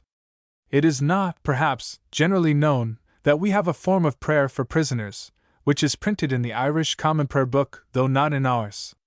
Mrs. Berkeley, in whose preface of prefaces to her son's poems I first saw this mentioned, regrets the omission, observing that the very fine prayer for those under sentence of death might, being read by the children of the poor, at least keep them from the gallows. The remark is just. Southey's Omniana, Volume 1, page 50. What Irish Common Prayer Book is here meant? I have the books issued by the late Ecclesiastical History Society, but do not see the service among them. Could the prayer referred to be transferred to N&Q? Or where is the said Irish Prayer Book to be found? Thomas Lawrence. Ashby de Lazuc. The Book of Common Prayer, according to the use of the Church of Ireland, we believe, may frequently be met with. An edition in folio, 1740, is in the British Museum, containing the form of prayer for the visitation of prisoners, treated upon by the archbishops and bishops, and the rest of the clergy of Ireland, and agreed upon by Her Majesty's license in their synod, holden at Dublin in the year 1711. We are inclined to think that Mrs. Berkeley must have intended its beautiful exhortation, not the prayer, for the use of the poor. See N&Q, Volume 6, page 246. Replies. Edmund Spencer and Spencers, or Spencers, of Hustwood. Without entering on the question as to possible connection of the poet with the family above mentioned, the discussion may be simplified by solving a difficulty suggested by Cliviger, page 362, arising from Hustwood Hall, another estate in Hustwood, having been possessed by Townley, and by explaining, first, the identity of the tenement once owned by Spencers, 2 ndly, the seeming cause of Whitaker's silence, and 3 rdly, the certainty of possession by the Spencers. Cliviger. I. The former estate of the Spencers in Hustwood is a tenement which was purchased by the late Rev. John Hargreaves from the representatives of William Ormerod, of Foxstones, in Cliviger, in 1803, and which had been conveyed in 1690, by John Spencer, then of Marsden, to Oliver Ormerod of Hustwood, and his son Lawrence, the former of these being youngest son, by a second marriage, of Peter Ormerod of Ormerod, and co-executor of his will in 1650. So much for the locality. 2. As for Dr. Whitaker's silence, I know, from correspondence with him, 1808 to 1816, that, from an irregularity in the prerogative office, he was not aware of this will, and uninformed as to this second marriage, or the connection of this purchaser's family with the parent house, and I think it as probable that he was as unaware of the ancient possession of the purchased tenement by Spencers, as it is certain that this theory as to the connection of the poet with it was then unknown. If otherwise, he would doubtless have extended his scale, and included it. 3. As to the certainty of possession by Spencers, I have brief extracts from deeds as to this tenement as follows. 1677. Indenture of covenants for a fine, between John Spencer the elder, and Oliver Ormerod of Cliviger, and note of fine. 1687. Will of same John Spencer, late of Hustwood, mentioning possession of this tenement as the inheritance of his great-grandfather, Edmund Spencer. 1689. Family arrangements of John Spencer, the son, as to same tenement, then in occupation of Oliver Ormerod, before mentioned. 1690. Conveyance from John Spencer to O. and L. O. as before mentioned. In Gentleman's Magazine, August 1842, pages 141-142, will be found numerous notices of these Spen C heirs or Spen S heirs, with identified localities from registers. I think that this explanation will solve the difficulty suggested by Cliviger. On the main question I have not grounds sufficient for an opinion, but at a reference to Gentleman's Magazine, March, 1848, page 286, for a general objection by Mr. Crossley, president of the Chatham Society, who is well acquainted with the locality. Cliviger. Mr. Crossley. Lancastriensis. I was about to address some photographic queries to the correspondents of N and Q, when a note caught my attention relating to Edmund Spenser, in the number dated March 26th. The Mr. F. Spenser mentioned therein was related to me, being my late father's half-brother. I regret to say that he died very suddenly at Manchester, Nov. 2, 1852.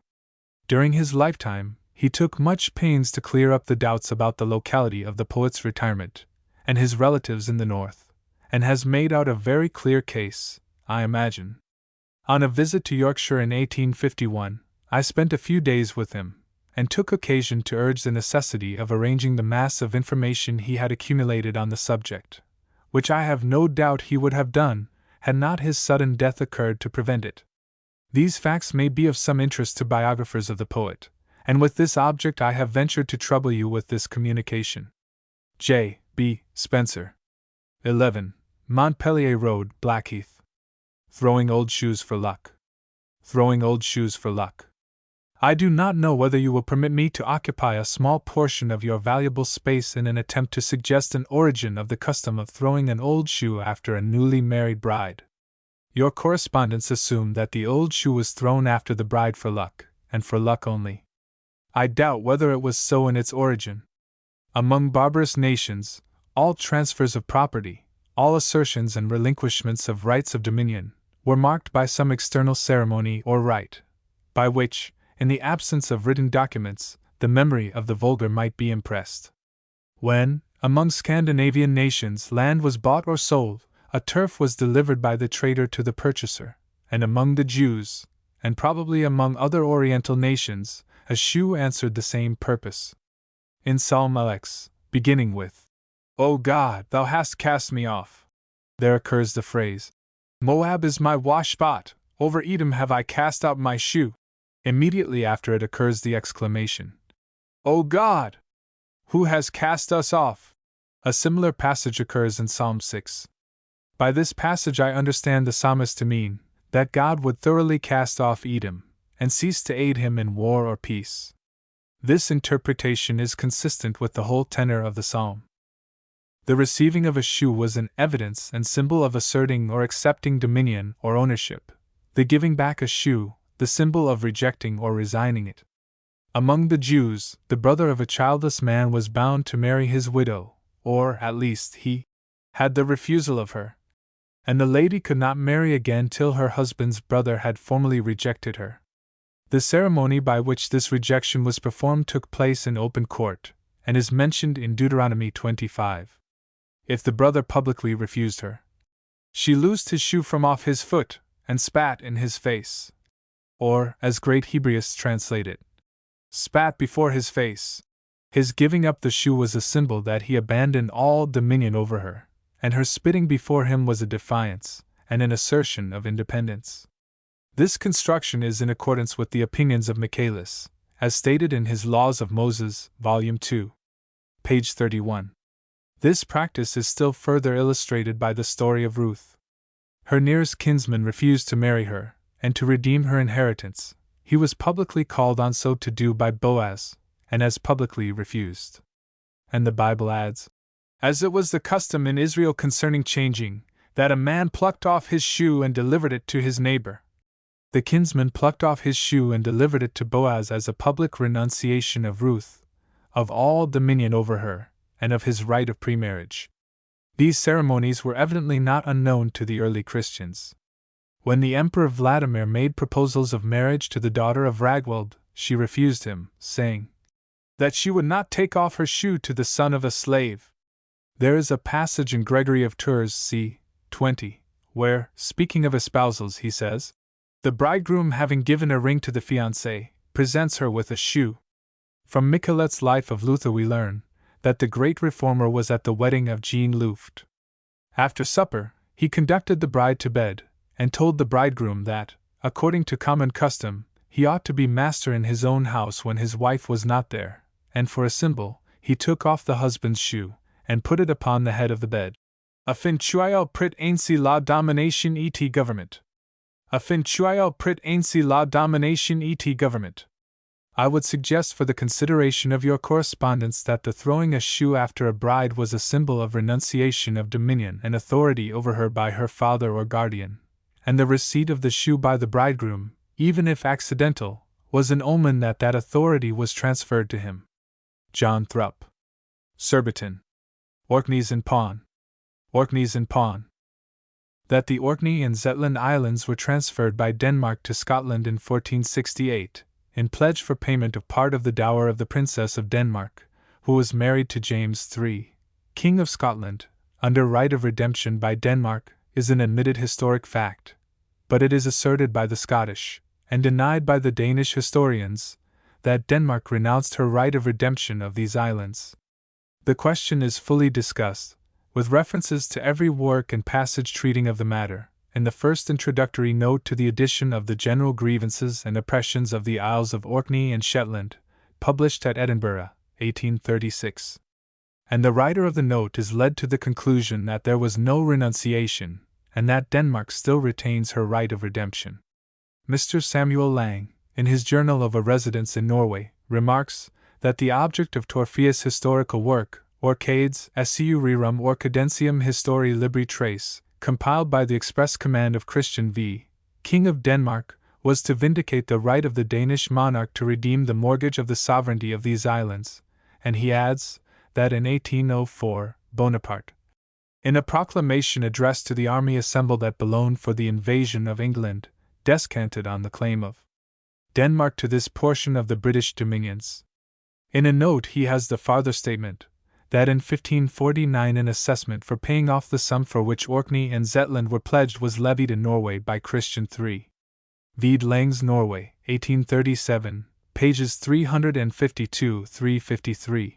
From the preceding notice, it would appear that Denmark never renounced her right of redemption, now merely a matter of antiquarian curiosity. And it is pertinent to mention that the connection of Orkney and Zetland was with Norway, not Denmark. I observe in the catalogue of Mrs. in the Cottonian Library in the British Museum, Titus c. 7. Art. 71, f. 134. Notes on King of Denmark's demand of the Orcades, 1587-8, which may throw some light on the matter. Orcades, Seu Rerum Orcadensium Histori Libri Trace. In the historical sketch given by Brachtina, Kenneth II, King of Scotland, is said to have taken the Orkneys from the Picts AD 838, and that they remained attached to that kingdom till 1099, when Donald Bane, in recompense of aid given to him by Magnus, King of Norway, gifted all the Scotch Isles, including the Orkneys, to Norway. This is not what is understood to be the history of Orkney. In the middle of the 9th century, Harold Harfager, one of the reguli of Norway, subdued the other petty rulers, and made himself king of the whole country. The defeated party fled to Orkney, and other islands of the west, whence, betaking themselves to piracy, they returned to ravage the coast of Norway. Harold pursued them to their places of refuge, and conquered and colonized Orkney about AD 875. The Norwegians at that time destroyed or expelled the race then inhabiting these islands. They are supposed to have been Picts, and to have received Christianity at an earlier date, but it is doubtful if there were Christians in Orkney at that period.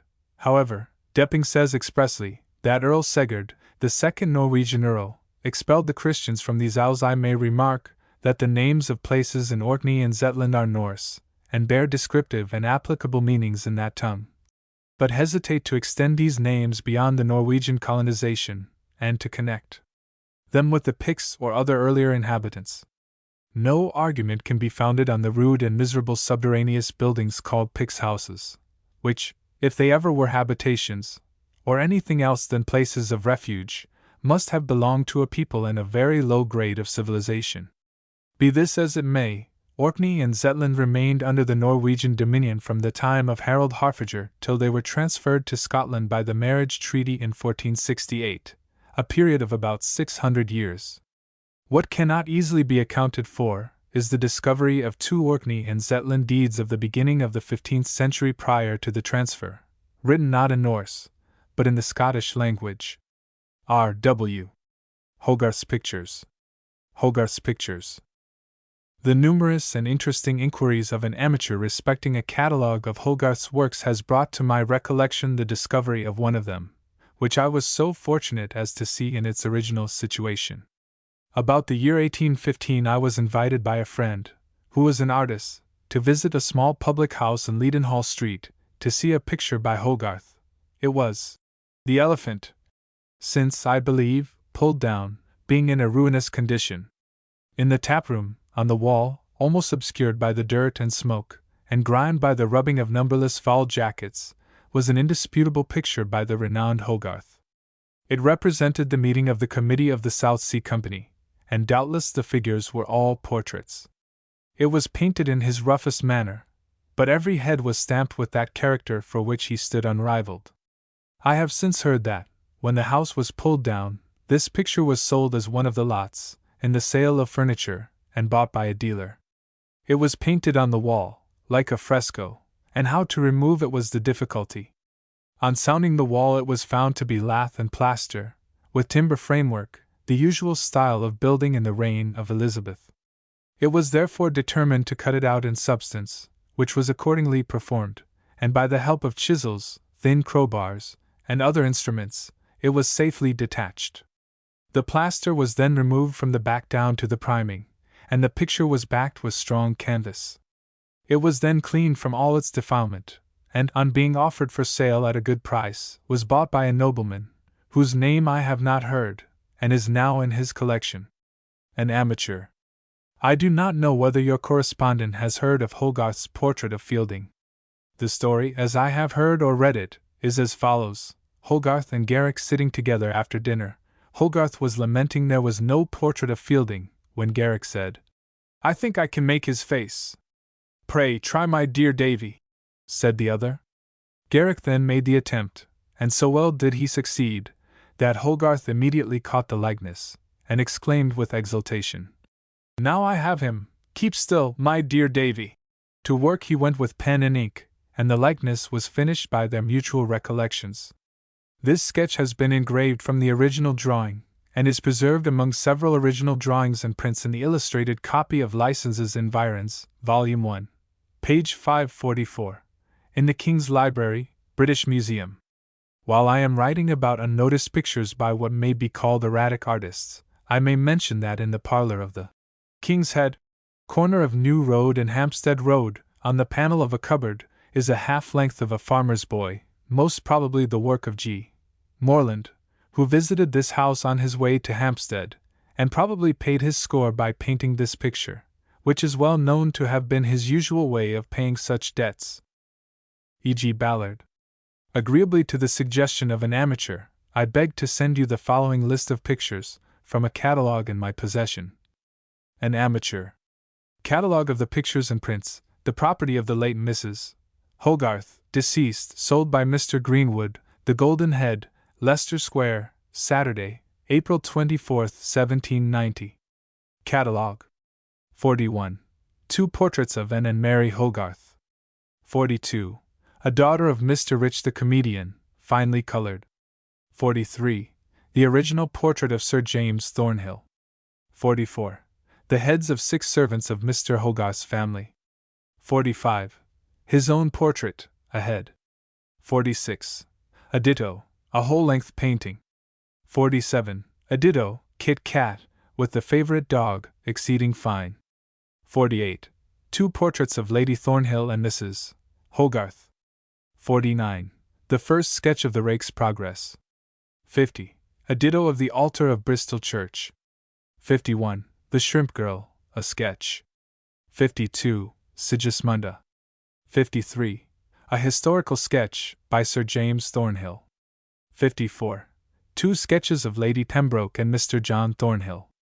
55. 3 old pictures. 56. The bust of Sir Isaac Newton, terra cotta. 57. Ditto of Mr. Hogarth, by Roubiliac. 58. Ditto of the favorite dog, and cast of Mr. Hogarth's hand. W. D. Haggard. Phantom Bells and Lost Churches. Phantom Bells and Lost Churches.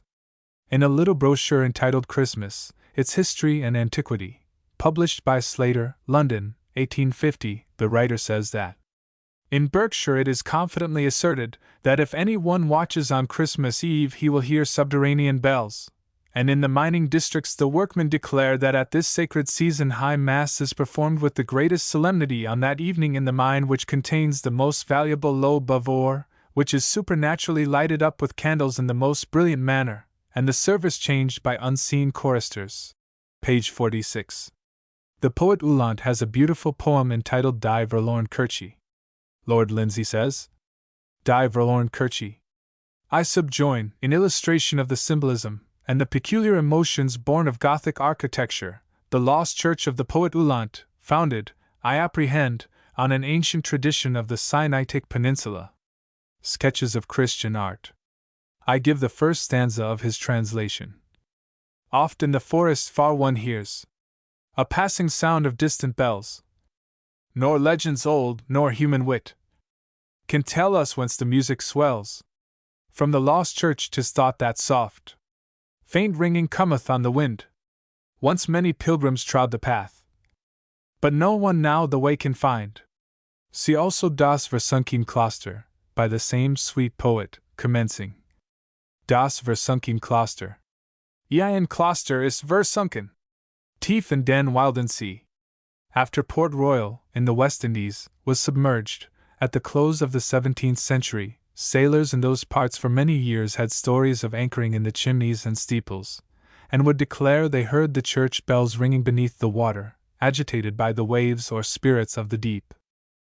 The case of the round towers seen in Loch Nee, I need not bring forward, as no sound of bells has ever been heard from them. There is one lost church so famous as to occur to the mind of every reader. I mean that of the 10 tribes of Israel.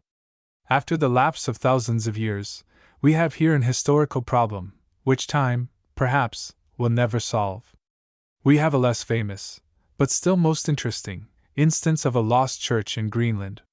Soon after the introduction of Christianity, about the year 1000, a number of churches and a monastery were erected along the east coast of Greenland, and a bishop was ordained for the spiritual guidance of the colony. For some 400 years an intercourse was maintained between this colony and Norway and Denmark. In the year 1406 the last bishop was sent over to Greenland. Since then the colony has not been heard of. Many have been the attempts to recover this lost church of East Greenland, but hitherto in vain. I could send you a note on a cognate subject, but I fear it would occupy too much of your space, that of Happy Isles, or Islands of the Blessed. The tradition respecting these happy isles is very widespread, and obtains amongst nearly every nation of the globe. It is, perhaps, a relic of a primeval tradition of Eden. Some have caught glimpses of these isles, and some more favored mortals have even landed, and returned again with senses dazzled at the ravishing sights they have seen. But in every case after these rare favors, these mystic lands have remained invisible as before, and the way to them has been sought for in vain. Such are the tales told with reverent earnestness, and listened to with breathless interest, not only by the Egyptians, Greeks, and Romans of old, but by the Irishman, the Welshman, the Hindu, and the Red Indian of today. Irianak. Photographic Notes and Queries. Photographic Notes and Queries. Photographic Collodion, Volume 7, page 314. In a former communication I pointed out the wide differences in the various manipulations prescribed for making the photographic gun cotton by several photographers, differences most perplexing to persons of small leisure, and who are likely to lose half the opportunities of a photographic season, whilst puzzling over these diversities of proceeding. Suffer me now to entreat someone to whom all may look up. Perhaps your kind and experienced correspondent Dr. Diamond will do this service, so valuable to young photographers, to clear up the differences I will now make a note of, viz. As to the amount of dry photographic gun cotton to be used in forming the prepared collodion. Dr. Diamond. On comparing various authors, and reducing their directions to a standard of 1 ounce of ether, I find the following differences, viz. Dr. Diamond, Volume 6, page 277, prescribes about 3 grains of gun cotton. Mr. Hen directions, and c. page 5, about 7 grains. The Count de Montezin, Journ. of Fat. SOC, page 23, 8 grains, whilst Mr. Bingham, supplement to Fat. Manip, page 2, directs about 34 grains. In each case to a single ounce of ether. Dr. Diamond. These differences are too wide to come within even Mr. Archer's long range. That the proportions must depend entirely upon the strength and the thickness required, the skill of the operator, and the season of the year. Archer's Manual, page 17. Coakley.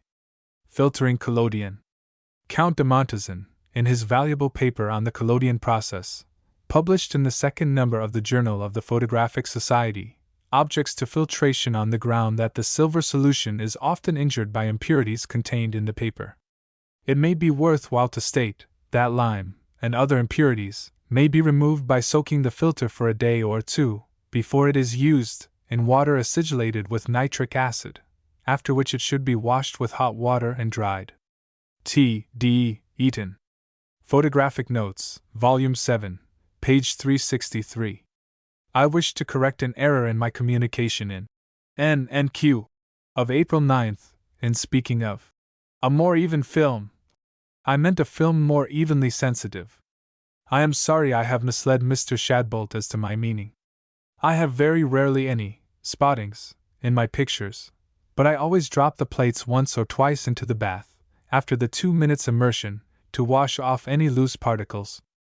I also drain off all I can of the nitrate of silver solution before placing the glass in the camera, and for 3 reasons: 1.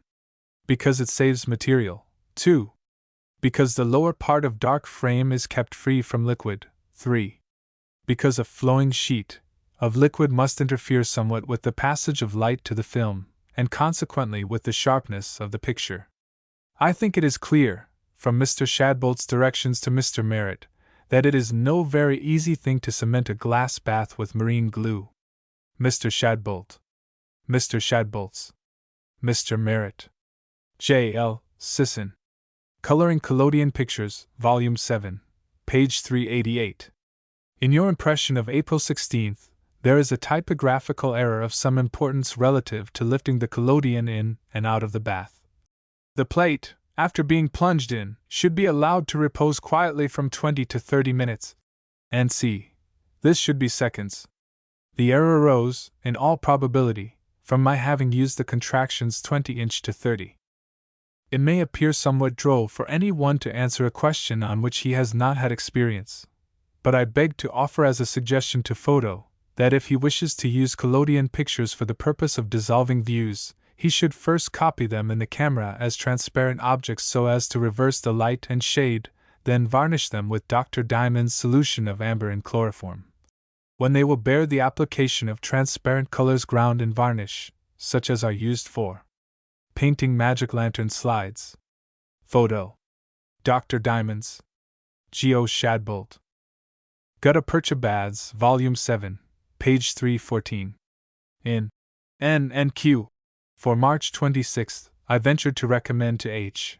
Henderson gutta percha as a material for nitrate of silver baths.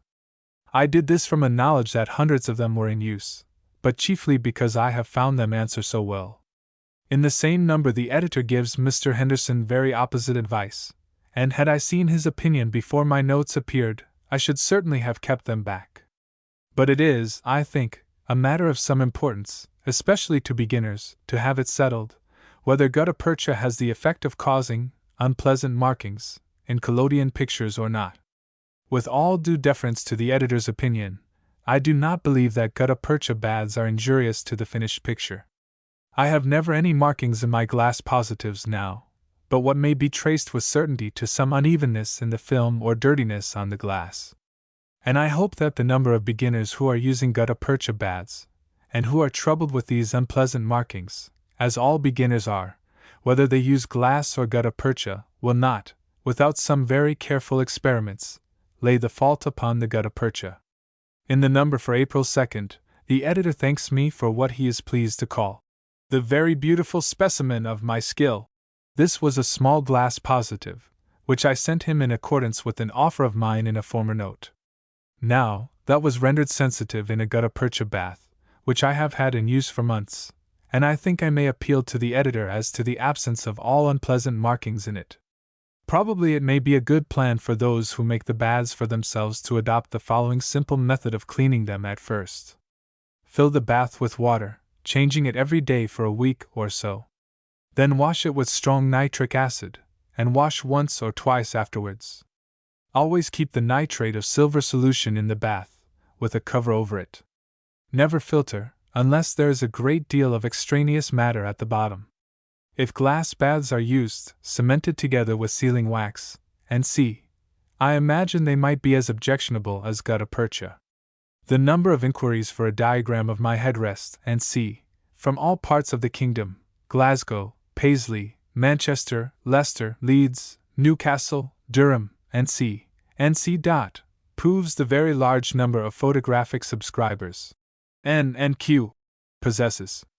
I think, therefore, it cannot but prove useful to discuss in its pages the question of the advantage or disadvantage of gutta percha. H. Henderson, Mr. Henderson, J. L. Sisson, Eddingthorpe Rectory, North Walsham. Replies to minor queries. Replies to minor queries.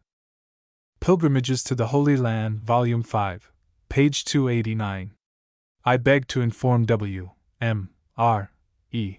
Volume 7, page 341, that though I have never met with a printed copy of the Itinerary to the Holy Land of Gabriel Capitalista, the Perugia edition of 1472, mentioned by Brunet, being undoubtedly a book of very great rarity, and perhaps the only one ever printed, I have in my possession a very beautiful manuscript of the work on vellum, which appears to have been presented by the author to the nuns of St. Bernardino of Padua. It is a small folio, and the first page is illuminated in a good Italian style of the 15th century. It is very well written in the Venetian dialect, and commences thus. Venerabilibus AC Devitissimis DNE Abbatici et Monialibus Ecclesiae Sancti Bernardini de Padua Salat e Indi no. Ritrovendomi Ennili Tempi in questa mia operita descripti. Io Gabriel Capitalista Cavalier Padoano dal su mo idio inspirato et dentro al mio cor concesso fermo proposito di vister personalmente el sanctissimo loco di Jerusalem. N.C. N. E. No. This MS, which was formerly in the library of the Abbati Canonici, I purchased, with others, at Venice in 1835. If W. M. R. E. has any wish to see it, and will communicate such wish to me through the medium of the publisher of N&Q, I shall be happy to gratify his curiosity. I do not know whether there is any MS. of Capitalista's Itinerary in the British Museum. W. Snade. A Letter to a Convocation Man. Vol. 7, page 358. The authorship of the tract concerning which Mr. Fraser inquires is assigned to Sir Bartholomew Shower, not by the Bodleian Catalogue only, but also by Sir Walter Scott, in his edition of the Summers Tracts, Volume 9, page 411, as well as by Dr. Watt, in his Bibliotheca Britannica. The only authorities for ascribing it to Dr. Binks which I have been able to discover are Dr. Edmund Calamy, in his Life and Times, Volume 1, page 397, and the Rev. Thomas Lathbury, in his History of the Convocation of the Church of England, page 283. But neither of those authors gives the source from which his information is derived, and Mr. Lathbury, who appears perfectly unaware that the tract had ever been ascribed to Sir Bartholomew Shower, a lawyer, remarks, "It is worthy of observation that the author of the letter professes to be a lawyer, though such was not the case, Dr. Binks being a clergyman." Dr. Kennett also, in his Ecclesiastical Synods, page 19, referred to by Mr. Lathbury, speaking of Archbishop Wake's reply, says, "I remember one little prejudice to it, that it was wrote by a divine, whereas the argument required an able lawyer, and the very writer of the letter to a convocation man suggesting himself to be of that profession, there was the greater equity, there should be the like counsel of one side as there had been of the other." It has occurred to me that the mistake of assigning the tract to Dr. Binks may possibly have been occasioned by the circumstance that another tract, with the following title, published in 1701, has the initials W. B. at the end of it, a letter to a convocation man by a clergyman in the country. I have examined both tracts, and they are quite different, and leave no appearance of having proceeded from the same hand. Mr. Fraser, Tyro, Dublin. King Robert Bruce's Coffin Plate, Vol. 7, page 356. Was a modern forgery, but not discovered to be so, of course, until after publication of the beautiful engraving of it in the Transactions of the Scottish Society of Antiquaries, which was made at the expense of, and presented to the Society by, the Barons of the Exchequer. I believe that a notice of the forgery was published in a subsequent volume. W. C. Trevelyan. Eulenspiegel or Howleglass, Volume 7, page 357. The following extract from my notebook may be of use. The German Rogue, or the Life and Merry Adventures, Cheats, Stratagems, and Contrivances of Thiel Eulenspiegel. Let none Eulenspiegel's artifices blame, for rogues of every country are the same. London, printed in the year M6. The only copy of this edition I ever saw was one which had formerly belonged to Ritson, and which I purchased of Thomas Rodd, but afterwards relinquished to my old friend Mr. Dowse. This copy, therefore, is no doubt now in the Bodleian. I have never heard of any other. While on the subject of Eulenspiegel, I would call your correspondent's attention to some curious remarks on the Protestant and Romanist versions of it in the Quarterly Review, Volume 21, page 108. I may also take this opportunity of informing him that a very cleverly illustrated edition of it was published by Schiebel of Stuttgart in 1838, and that a passage in the Hettlingischen Sassenchronik, Caspar Abel's Sammlung, page 185, written in 1455, goes to prove that Der Lohnspeigel, as the wag is styled in the Augsburg edition of 1540, is no imaginary personage. Inasmuch as under the date of 1350 the chronicler tells of a very grievous pestilence which raged through the whole world, and that Dosulfus Sturf Eulenspiegel zu Malen. Hettlingischen Sassenchronik. Dosulfus Sturf Eulenspiegel zu Malen. I am unable to answer the query respecting Murner's visit to England. The most complete account of his life and writings is, I believe, that prefixed by Schiebel to his edition of Murner's Narrenbeschwörung, and his satirical dissertation Obi der König von England ein Lugnersee, oder der Luther. Narrenbeschwörung. Obi der König von England ein Lugnersee, oder der Luther. William J. Toms.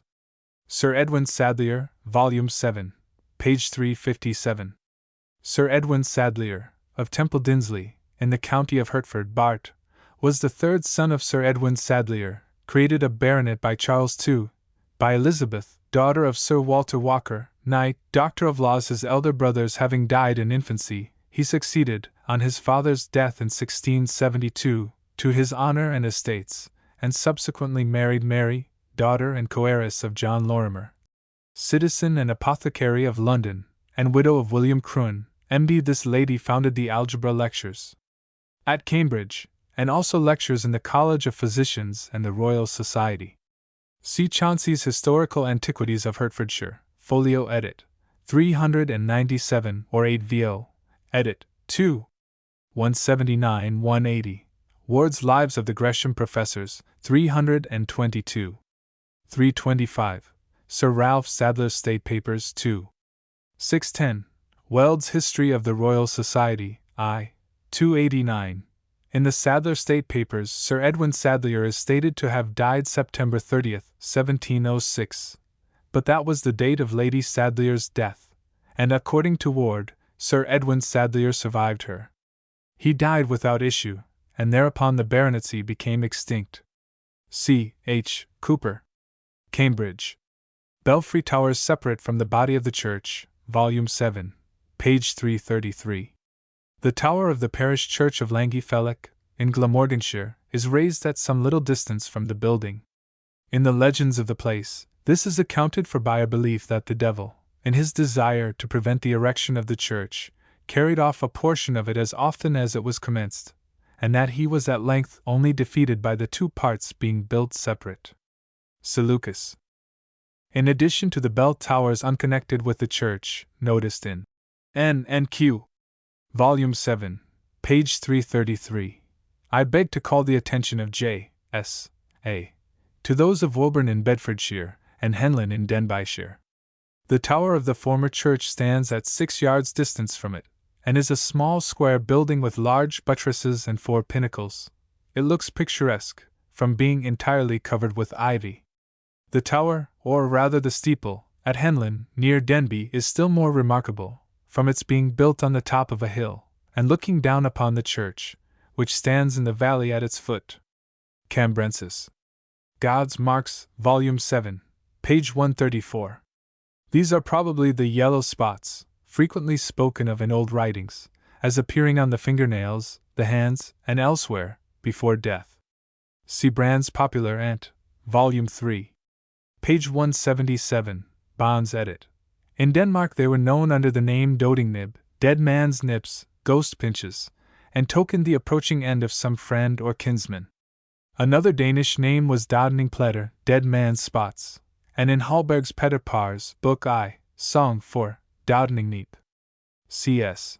A Spatch, Dissertatio de variis superstitionibus, 4-2, Hafni, 1697, page 7, who says they are of scorbutic origin, and F. Oldenburg, O.M. Genfard Ellen Gengangera, 8 vo, Jobenhavn, 1818, page 23. Doting nib. Dodning pletter. Pederpars. Dodning neep. Dissertatio de variis superstitionibus. O.M. Genfard Ellen Gengangera. Jobenhavn. George Stevens. Copenhagen. The Whippiad, Volume 7, page 393. The mention of the Whippiad by B. N. C. brought to my recollection a MS. copy of that satire in this library, and now lying before me, with the autograph of Snelson Trin. Call. Oxon 1802. There are notes appended to this copy of the verses, and not knowing where to look in Blackwood's magazine for the satire, or having a copy at hand in order to ascertain if the notes are printed there also, or whether they are only to be found in the MS. Perhaps your correspondent B. N. C. will have the goodness to state if the printed copy has notes, because, if there are none, I would copy out for the N and Q those that are written in the MS, as no doubt they would be found interesting and curious by all who value whatever fell from the pen of the highly gifted Reginald Heber. Perhaps the notes may be the elucidations of some college contemporary, and not written by Heber. J. M. Sir R. Taylor's Library, Oxford. The Axe That Beheaded and Bullen, Volume 7, page 332. In Britton and Brayley's Memoirs of the Tower of London, they mention, in describing the Spanish armory, the axe which tradition says beheaded and Bullen and the Earl of Essex. But a footnote is added from Stow's Chronicle, stating that the hangman cut off the head of and with one stroke of his sword. Thus, Lawrence. Ashby de Lazuc. Palindromical Lines, Volume 7, pages 178. 366. Besides the habitats already given for the Greek inscription on a font, I have notes of the like at Melton Mowbray, St. Mary's, Nottingham, in the private chapel at Longley Castle, and at Hadley. At this last place, it is noted in a church book to be taken out of Gregory Nazianzen, but I never could find it, and a reference is made to Jeremy Taylor's great exemplar. Discourse on Baptism, page 120. Sect. 17. It may be worth noticing that this Gregory was, for a short time, in the 4th century, Bishop of Constantinople, and in the Moslemized Cathedral of St. Sophia. In that city, according to Grelet, quoted in Collier's Dictionary, the same words, with the difference that sin is put in the plural sick, were written in letters of gold over the place at the entrance of the church, between 2 porphyry pillars, where stood 2 urns of marble filled with water, the use of which, when it was a Christian temple, must be well known. The Turks now use them for holding drinking water, and have probably done so since the time when the church was turned into a mosque, after the conquest of Constantinople by Muhammad II, in the 15th century. What could induce Seuss, page 366, to call this inscription sotatic, it may more fitly be called holy. Zeus. H. T. Ellicombe. Clysd George. These lines also are to be found on the marble basins for containing holy water in one of the churches at Paris. W. C. Trevelyan. The Greek inscription mentioned by Jeremy Taylor is on the font in Rufford Church. H. A. Heuristisch, Volume 7, page 237. In reply to H.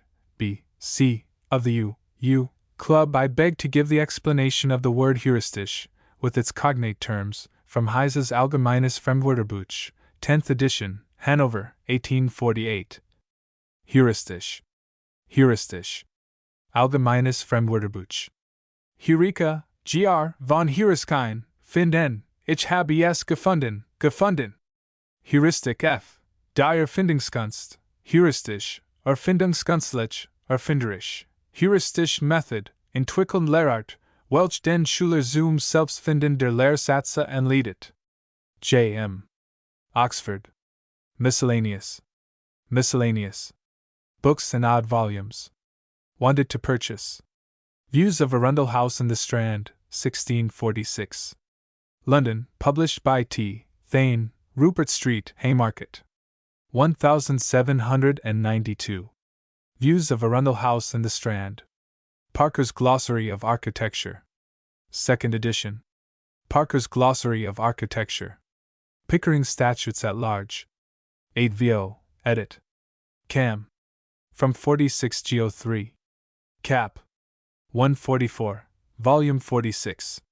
Part 1, to 1 Wm. 4. Pickering Statutes at Large. European Magazine. Numbers for May, 1817, January, February, May, June, 1818, April, June, July, October, and December, 1819. European Magazine. Stanhope's Paraphrase of Epistles and Gospels. London, 1732.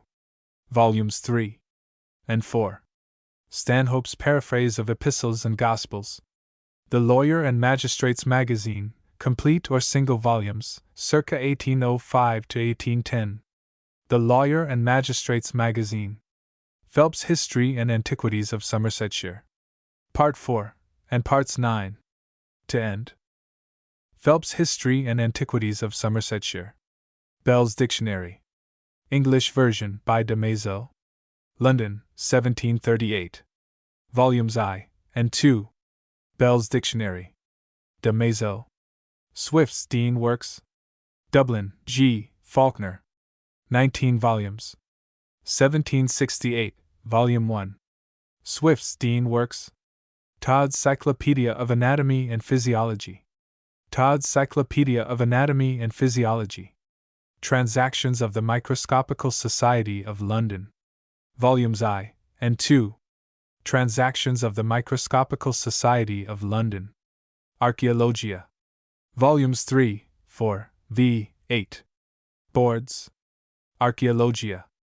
Martin's Planti Cantabrigienses. 12 mo. London, 1763. Martin's Planti Cantabrigienses. Abbotsford edition of the Waverley Novels. Odd volumes. Abbotsford edition of the Waverley Novels. The Truth Teller. A periodical. The Truth Teller. J. L. Petit's Church Architecture. 2 volumes. J. L. Petit's Church Architecture. R. Man's Church Architecture considered in relation to the mind of the Church. 8 vo. Belfast, 1840. R. Man's Church Architecture considered in relation to the mind of the Church. Cambridge Camden Society's Transactions. Volume 3. Ellicott on Vaulting. Cambridge Camden Society's Transactions. Ellicott on Vaulting. Quarterly Review, 1845. Quarterly Review. Collier's further vindication of his short view of the stage. 1708. Collier's further vindication of his short view of the stage. Congreve's amendment of Collier's false and imperfect citations. 1698. Congreve's amendment of Collier's false and imperfect citations. Bedford's serious reflections on the abuses of the stage. 8 Vo. 1705. Bedford's Serious Reflections on the Abuses of the Stage. Correspondents sending lists of books wanted are requested to send their names. Letters, stating particulars and lowest price, carriage free, to be sent to Mr. Bell, publisher of Notes and Queries, 186, Fleet Street. Mr. Bell. Notices to Correspondence. Notices to Correspondence. E. P. Schiller's Wallenstein and Ghost Seer, Goethe's Faust, and Kant's Philosophy have been translated into English. Reknack. We cannot undertake to tell our correspondent what is the distinction between epic and ballad poetry. Reknack. Y.S. M., who writes respecting fees for searching parish registers, is referred to our 4th volume, page 473, and our 5th volume, pages 36. 207. S.A.S. Bridgewater. Will our correspondent repeat his query respecting Lozalarius Vilarius? Case. Lord Bacon's History of Henry VII. Was first published in 1622. Case. W. B. The mercury does not lose its power by use, but should, when it becomes oxidized, be strained by squeezing it through wash leather. Protosulf. The gilding would have been wasted. Our observations respecting blowing on the glass apply equally when the protosulfate is used. That developing solution will keep. Stains may be removed from the finger by cyanide of potassium, but this must be used cautiously, as it is very poisonous. Protosulf. A few complete sets of Notes and Queries, volumes I to 6. Price 3 guineas may now be had, for which early application is desirable. Notes and Queries. Notes and Queries is published at noon on Friday, so that the country booksellers may receive copies in that night's parcels, and deliver them to their subscribers on the Saturday. Notes and Queries. Maitland on the Dark Ages, new edition. The Dark Ages, a series of essays intended to illustrate the state of religion and literature in the 9th, 10th, 11th, and 12th centuries. By the Rev. S. R. Maitland, F.R.S. and F.S.A., sometime librarian to the late Archbishop of Canterbury, and keeper of the Mizas at Lambeth. 1. Essays on the Reformation in England. 13s. 2. 8 Essays on Various Subjects, 1852. 4s. 60. 3. Ervin, Essays on Subjects Connected with the Nature, History, and Destiny of Man. 2nd edition. 5s. Handbook of Ancient Geography and History. With questions. Translated from the German of Putz by the Rev. R. B. Paul, M.A., and edited by the late Rev. Thomas Kirchever Arnold, M.A. 1. Handbook of Medieval History and Geography. 4s. 60. 2. Handbook of Modern History and Geography. 5s. 60. The leading characteristic of these handbooks is their exceeding simplicity, the excellent order with which they are arranged, the completeness of their details, and the remarkable accuracy and elaborate erudition which they exhibit in every page. They have this further advantage, which it is impossible to overestimate, that they bring down their respective subjects to the very latest period, and present us with the results of the most recent investigations of the critics and antiquaries by whom they have been discussed. Dublin Review. Euripides Bacchi, with English notes, from the German of Shawn.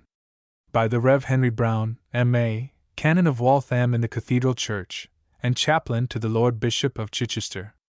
Forming a new volume of Arnold's School Classics. Recently published in this series, edited by the late Rev. T.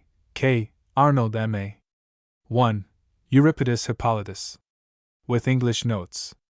3s. 2. Hecuba. With English notes. 3s. 3. Sophocles Oedipus Colonius. 4s. 4. Oedipus Tyrannus. 4s. 5. Philoctetes. 3s. 6. Ajax. 3s. 7. Antigone. 4s. The last 5 with English notes, translated from the German of Schneidwin. 8. Eclogia Aristophanicae, The Clouds. 3s. 60. 9. Eclogyra stephanicae, the birds. 3s. 60. With English notes by Professor Felton. Now ready, 4th edition, enlarged, with numerous illustrations and diagrams, price 1s. In wrappers, cloth gilt 1s. 6d. A practical manual of photography. With the latest improvements in the collodion process, and microscopic and stereoscopic pictures, and c. Published by Clark, 17. Warwick Lane, London, and sold by all booksellers. Upon receipt of 18 postage stamps, a copy can be forwarded free. On May 2nd will be published Part 1 of Mr. Parker's new magazine, The National Miscellany, a new monthly periodical of general literature. On the 2nd of May it is designed to commence the publication of a new monthly periodical, to be entitled The National Miscellany. As its name imports, it will be a magazine of general literature, giving itself free range over every subject likely to be of general interest. The National Miscellany is an attempt to supply high-principled and high-toned literature of a secular kind, which may be safely taken up by thoughtful persons when their more serious reading is over, and which may also indirectly act for good on those who thrust all religious works aside. It will be issued in shilling monthly parts, and the type and paper will be of a superior kind. All communications and books for review must be addressed to the editor, under cover to Mr. Parker, 377. Strand. Hypatia, or New Foes with an Old Face. By Charles Kingsley, June, Rector of Eversley. Reprinted from Fraser's Magazine. Deum timito, regem honorato, virtutum culito disciplinis bonus opram dato. Stat. A.C.D. Cantab. Deum timito, regem honorato, virtutum culito disciplinis bonus opram dato. Sold in London by Longman and Company, F. and J. Rivington, Whitaker and Company, Simpkin and Company, John W. Parker and Son, George Bell, and by Dayton and Lawton, Liverpool. New achromatic microscopes on Mr. Pritchard's construction, micrometers, polarizing apparatus, object glasses, and eyepieces. S. Straker supplies any of the above of the first quality, and will forward by post free a new price list of microscopes and apparatus. Photographic pictures. A selection of the above beautiful productions may be seen at Bland and Long's, 153. Fleet Street, where may also be procured apparatus of every description, and pure chemicals for the practice of photography in all its branches. Calotype, daguerreotype, and glass pictures for the stereoscope. Bland and Long, opticians, philosophical and photographical instrument makers, and operative chemists, 153. Fleet Street. The waxed paper photographic process of Gustave Legray's new edition. Translated from the French. Sole agents in the United Kingdom for Voigtlander and Sons celebrated lenses for portraits and views. General Depot for Turners, Watmans, Canson Frères, La Croix, and other Talbot-type papers. Pure photographic chemicals. Instructions and specimens in every branch of the art. Photography. Horn and Company's iodized collodion, for obtaining instantaneous views, and portraits in from 3 to 30 seconds, according to light. Portraits obtained by the above, for delicacy of detail rival the choicest daguerreotypes, specimens of which may be seen at their establishment. Also every description of apparatus, chemicals, and C. used in this beautiful art. 123. And 121. Newgate Street. To photographers. Pure chemicals, and every requisite for the practice of photography, according to the instructions of Legray, Hunt, Brabison, and other writers, may be obtained, wholesale and retail, of William Bolton, formerly Diamond and Company, manufacturer of pure chemicals for photographic and other purposes. Lists may be had on application. Improved apparatus for iodizing paper and vacuole, according to Mr. Stewart's instructions. Photographic paper. Negative and positive papers of Watmans, Turners, Sanfords, and Canson Frères make. Wax paper for Legray's process. Iodized and sensitive paper for every kind of photography. Sold by John Sanford, photographic stationer, Aldine Chambers, 13. Paternoster Row, London. Photography. collodion, iodized with the ammonioiodide of silver. J. B. Hawken and Company, chemists, 289. Strand were the first in England who published the application of this agent. See Athenaeum, August 14th. Their collodion, price 9d per ounce, retains its extraordinary sensitiveness, tenacity, and color unimpaired for months. It may be exported to any climate, and the iodizing compound mixed as required. J. B. Hawken and Company manufacture pure chemicals and all apparatus with the latest improvements adapted for all the photographic and daguerreotype processes. Cameras for developing in the open country. Glass baths adapted to any camera. Lenses from the best makers.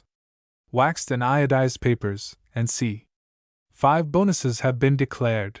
At the last in January 1852, the sum of 131,125 L was added to the policies, producing a bonus varying with the different ages from 24.5% to 55% on the premiums paid during the 5 years, or from 5L to 12L, 10 south per center on the sum assured. The small share of profit divisible in the future among shareholders being now provided for, the assured will hereafter derive all the benefits obtainable from a mutual office, without any liability or risk of partnership. Policies effected before the June 30th next will be entitled, at the next division, to 1 year's additional share of profits over later assures. On assurances for the whole of life, only 1/2 of the premiums need be paid for the first 5 years. Invalid lives may be assured at rates proportioned to the risk. Claims paid 30 days after proof of death, and all policies are indisputable except in cases of fraud. Tables of rates and forms of proposal can be obtained of any of the Society's agents, or of George H. Pinkard, Resident Secretary. This society has been established nearly a century and a half, and is the oldest life assurance institution in existence. Its principles are essentially those of mutual assurance, and the whole of the profits are divided among the members. Assurances are granted, if desired, without participation in profits, at reduced rates of premium, and upon every contingency depending on human life. The tables of mortality, deduced from the Society's own experience, having satisfied the directors that the rates of premium on single lives might be reduced with perfect safety, a new table has accordingly been prepared, and the terms upon which assurances are now effected with this office are shown in the subjoined extract. S. D. S. D. 15. 1. 15. 3. 1. 11. 9. 20. 1. 19. 7. 1. 15. 8. 25. 2. 4. 2. 1. 19. 9. 30. 2. 9. 9. 2. 4. 9. 35. 2. 16. 10. 2. 11. 2. 40. 3. 5. 0. 2. 18. 6. 45. 3. 15. 9. 3. 8. 2. 50. 4. 9. 9. 4. 0. 9. 55. 5. 8. 9. 4. 17. 10. 60. 6. 15. 0. 6. 1. 6. Prospectuses and every information may be obtained at the office. Heel & Sons Illustrated Catalogue of Bedsteads, sent free by post. It contains designs and prices of upwards of 100 different bedsteads, also of every description of bedding, blankets, and quilts. And their new warerooms contain an extensive assortment of bedroom furniture chintzes, damasks, and dimities, so as to render their establishment complete for the general furnishing of bedrooms. Heel & Son, Bedstead and Bedding Manufacturers, 196. Tottenham Court Road. Policies effected in this office do not become void through temporary difficulty in paying a premium, as permission is given upon application to suspend the payment at interest, according to the conditions detailed in the prospectus. Specimens of rates of premium for assuring 100L, with a share in 3/4 of the profits. 17. 1. 14. 4. 22. 1. 18. 8. 27. 2. 4. 5. 32. 2. 10. 8. 37. 2. 18. 6. 42. 3. 8. 2. Now ready price 10s, 60, second edition, with material additions.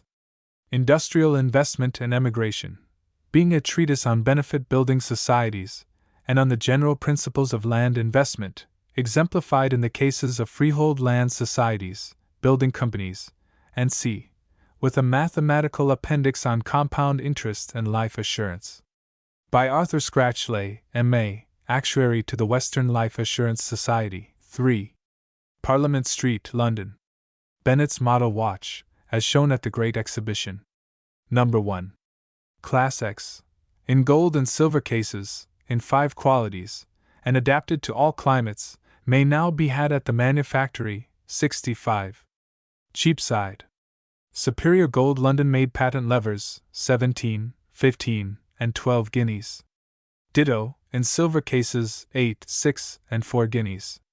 First-rate Geneva levers, in gold cases, 12, 10, and 8 guineas. Ditto, in silver cases, 8, 6, and 5 guineas. Superior lever, with chronometer balance, gold, 27, 23, and 19 guineas. Bennett's pocket chronometer, gold, 50 guineas, silver, 40 guineas.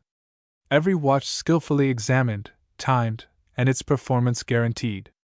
Barometers 2L, 3L, and 4L, thermometers from 1S, each. Bennett, watch, clock, and instrument maker to the Royal Observatory, the Board of Ordnance, the Admiralty, and the Queen. By the best English and continental artists will be opened at the Photographic Institution, 168. New Bond Street, on Thursday, April 28. The collection will include a great variety of new and important pictures recently taken by eminent photographers, and some of the best specimens from the late exhibition at the Society of Arts. Admission 6D. New Bond Street. Thursday, April. Mr. Philip Delamotte begs to announce that he has concluded an arrangement with the patentee, Mr. H. F. Talbot, which enables him to take portraits by the newly discovered collodion process. The advantages which this process offers are excellence of likeness, great convenience, and the opportunity of multiplying copies of the same portrait to any extent. These portraits have the appearance of beautiful mezzotint engravings, with the superior accuracy which sun painting must ensure. 1 moment suffices to obtain the likeness, and no constrained position is required. Hence a happy expression of face is instantly caught, and young children may be taken without difficulty. To those who wish for several copies of the same portrait, the calotype offers every facility, as an unlimited number of impressions may be printed, by the agency of the sun, from the glass plate. These will all be exactly equal to the first, and may be had at a moderate cost. Mr. Philip Delamotte. Mr. Delamotte will be happy to photograph artist paintings and statues, and supply 2 or more impressions as may be desired. He also undertakes to photograph, under the superintendence of the artist, the life model, costume, or any required object, and to deliver the negative plate. Mr. Delamotte is ready to enter into engagements to photograph buildings and engineering works of all kinds, either in progress or when completed. In illustration of the advantages to be derived by engineers from photography, Mr. Delamotte begs to refer to Mr. Fenton's views of Mr. Vignol's bridge across the Dnieper at Kiev, and to his own views of the progress of the Crystal Palace at Sydenham. Mr. Delamotte has made arrangements which enable him to take photographic views of country mansions, ancient castles and ruins, villas, cottages, bridges, or picturesque scenery of any description, and to supply as many copies as may be desired. Mr. Delamotte will be happy to receive commissions to take photographic views of churches, either exterior or interiors, rectories or schoolhouses. He will also be willing to make special arrangements for portraits of clergymen, when several copies of the same portrait are required. Mr. Delamotte gives lessons in every branch of the photographic art, but more especially in the collodion process, which he undertakes to teach, together with the best method of printing, in 6 lessons. Tintern Abbey. By Roger Fenton. Roger Fenton. The Boy in the Arch by Philip Delamotte. Philip Delamotte. Burnham Beeches. By Roger Fenton. Roger Fenton. Kenilworth Castle. By Philip Delamotte. Philip Delamotte. The publisher apologizes for the long delay in issuing Part 3 and reprinting the 2 former parts. Photographers will readily understand why no quantity of good impressions could have been printed during the last 4 months. By George Shaw, Esq., of Queen's College, Birmingham. A mill stream. A forest scene. A rustic bridge. A Welsh glen. Should this number meeting with the approbation of the public, Professor Shaw will continue the series. Edited by Philip Delamotte, F.S.A. Illustrated with a photographic picture taken by the collodion process, and a diagram of 6 colors, with its result in a photographic impression. This manual will contain much practical information of a valuable nature. This work will be found of much service to engineers and architects, and all who are interested in the Crystal Palace. Printed by Thomas Clark Shaw, of No. 10. Stonefield Street, in the parish of St. Mary, Islington, at No. 5. New Street Square, in the parish of St. Bride, in the City of London, and published by George Bell, of No. 186. Fleet Street, in the parish of St. Dunstan in the West, in the City of London, publisher, at No. 186. Fleet Street aforesaid. Saturday, April 23, 1853. Thomas Clark Shaw. George Bell.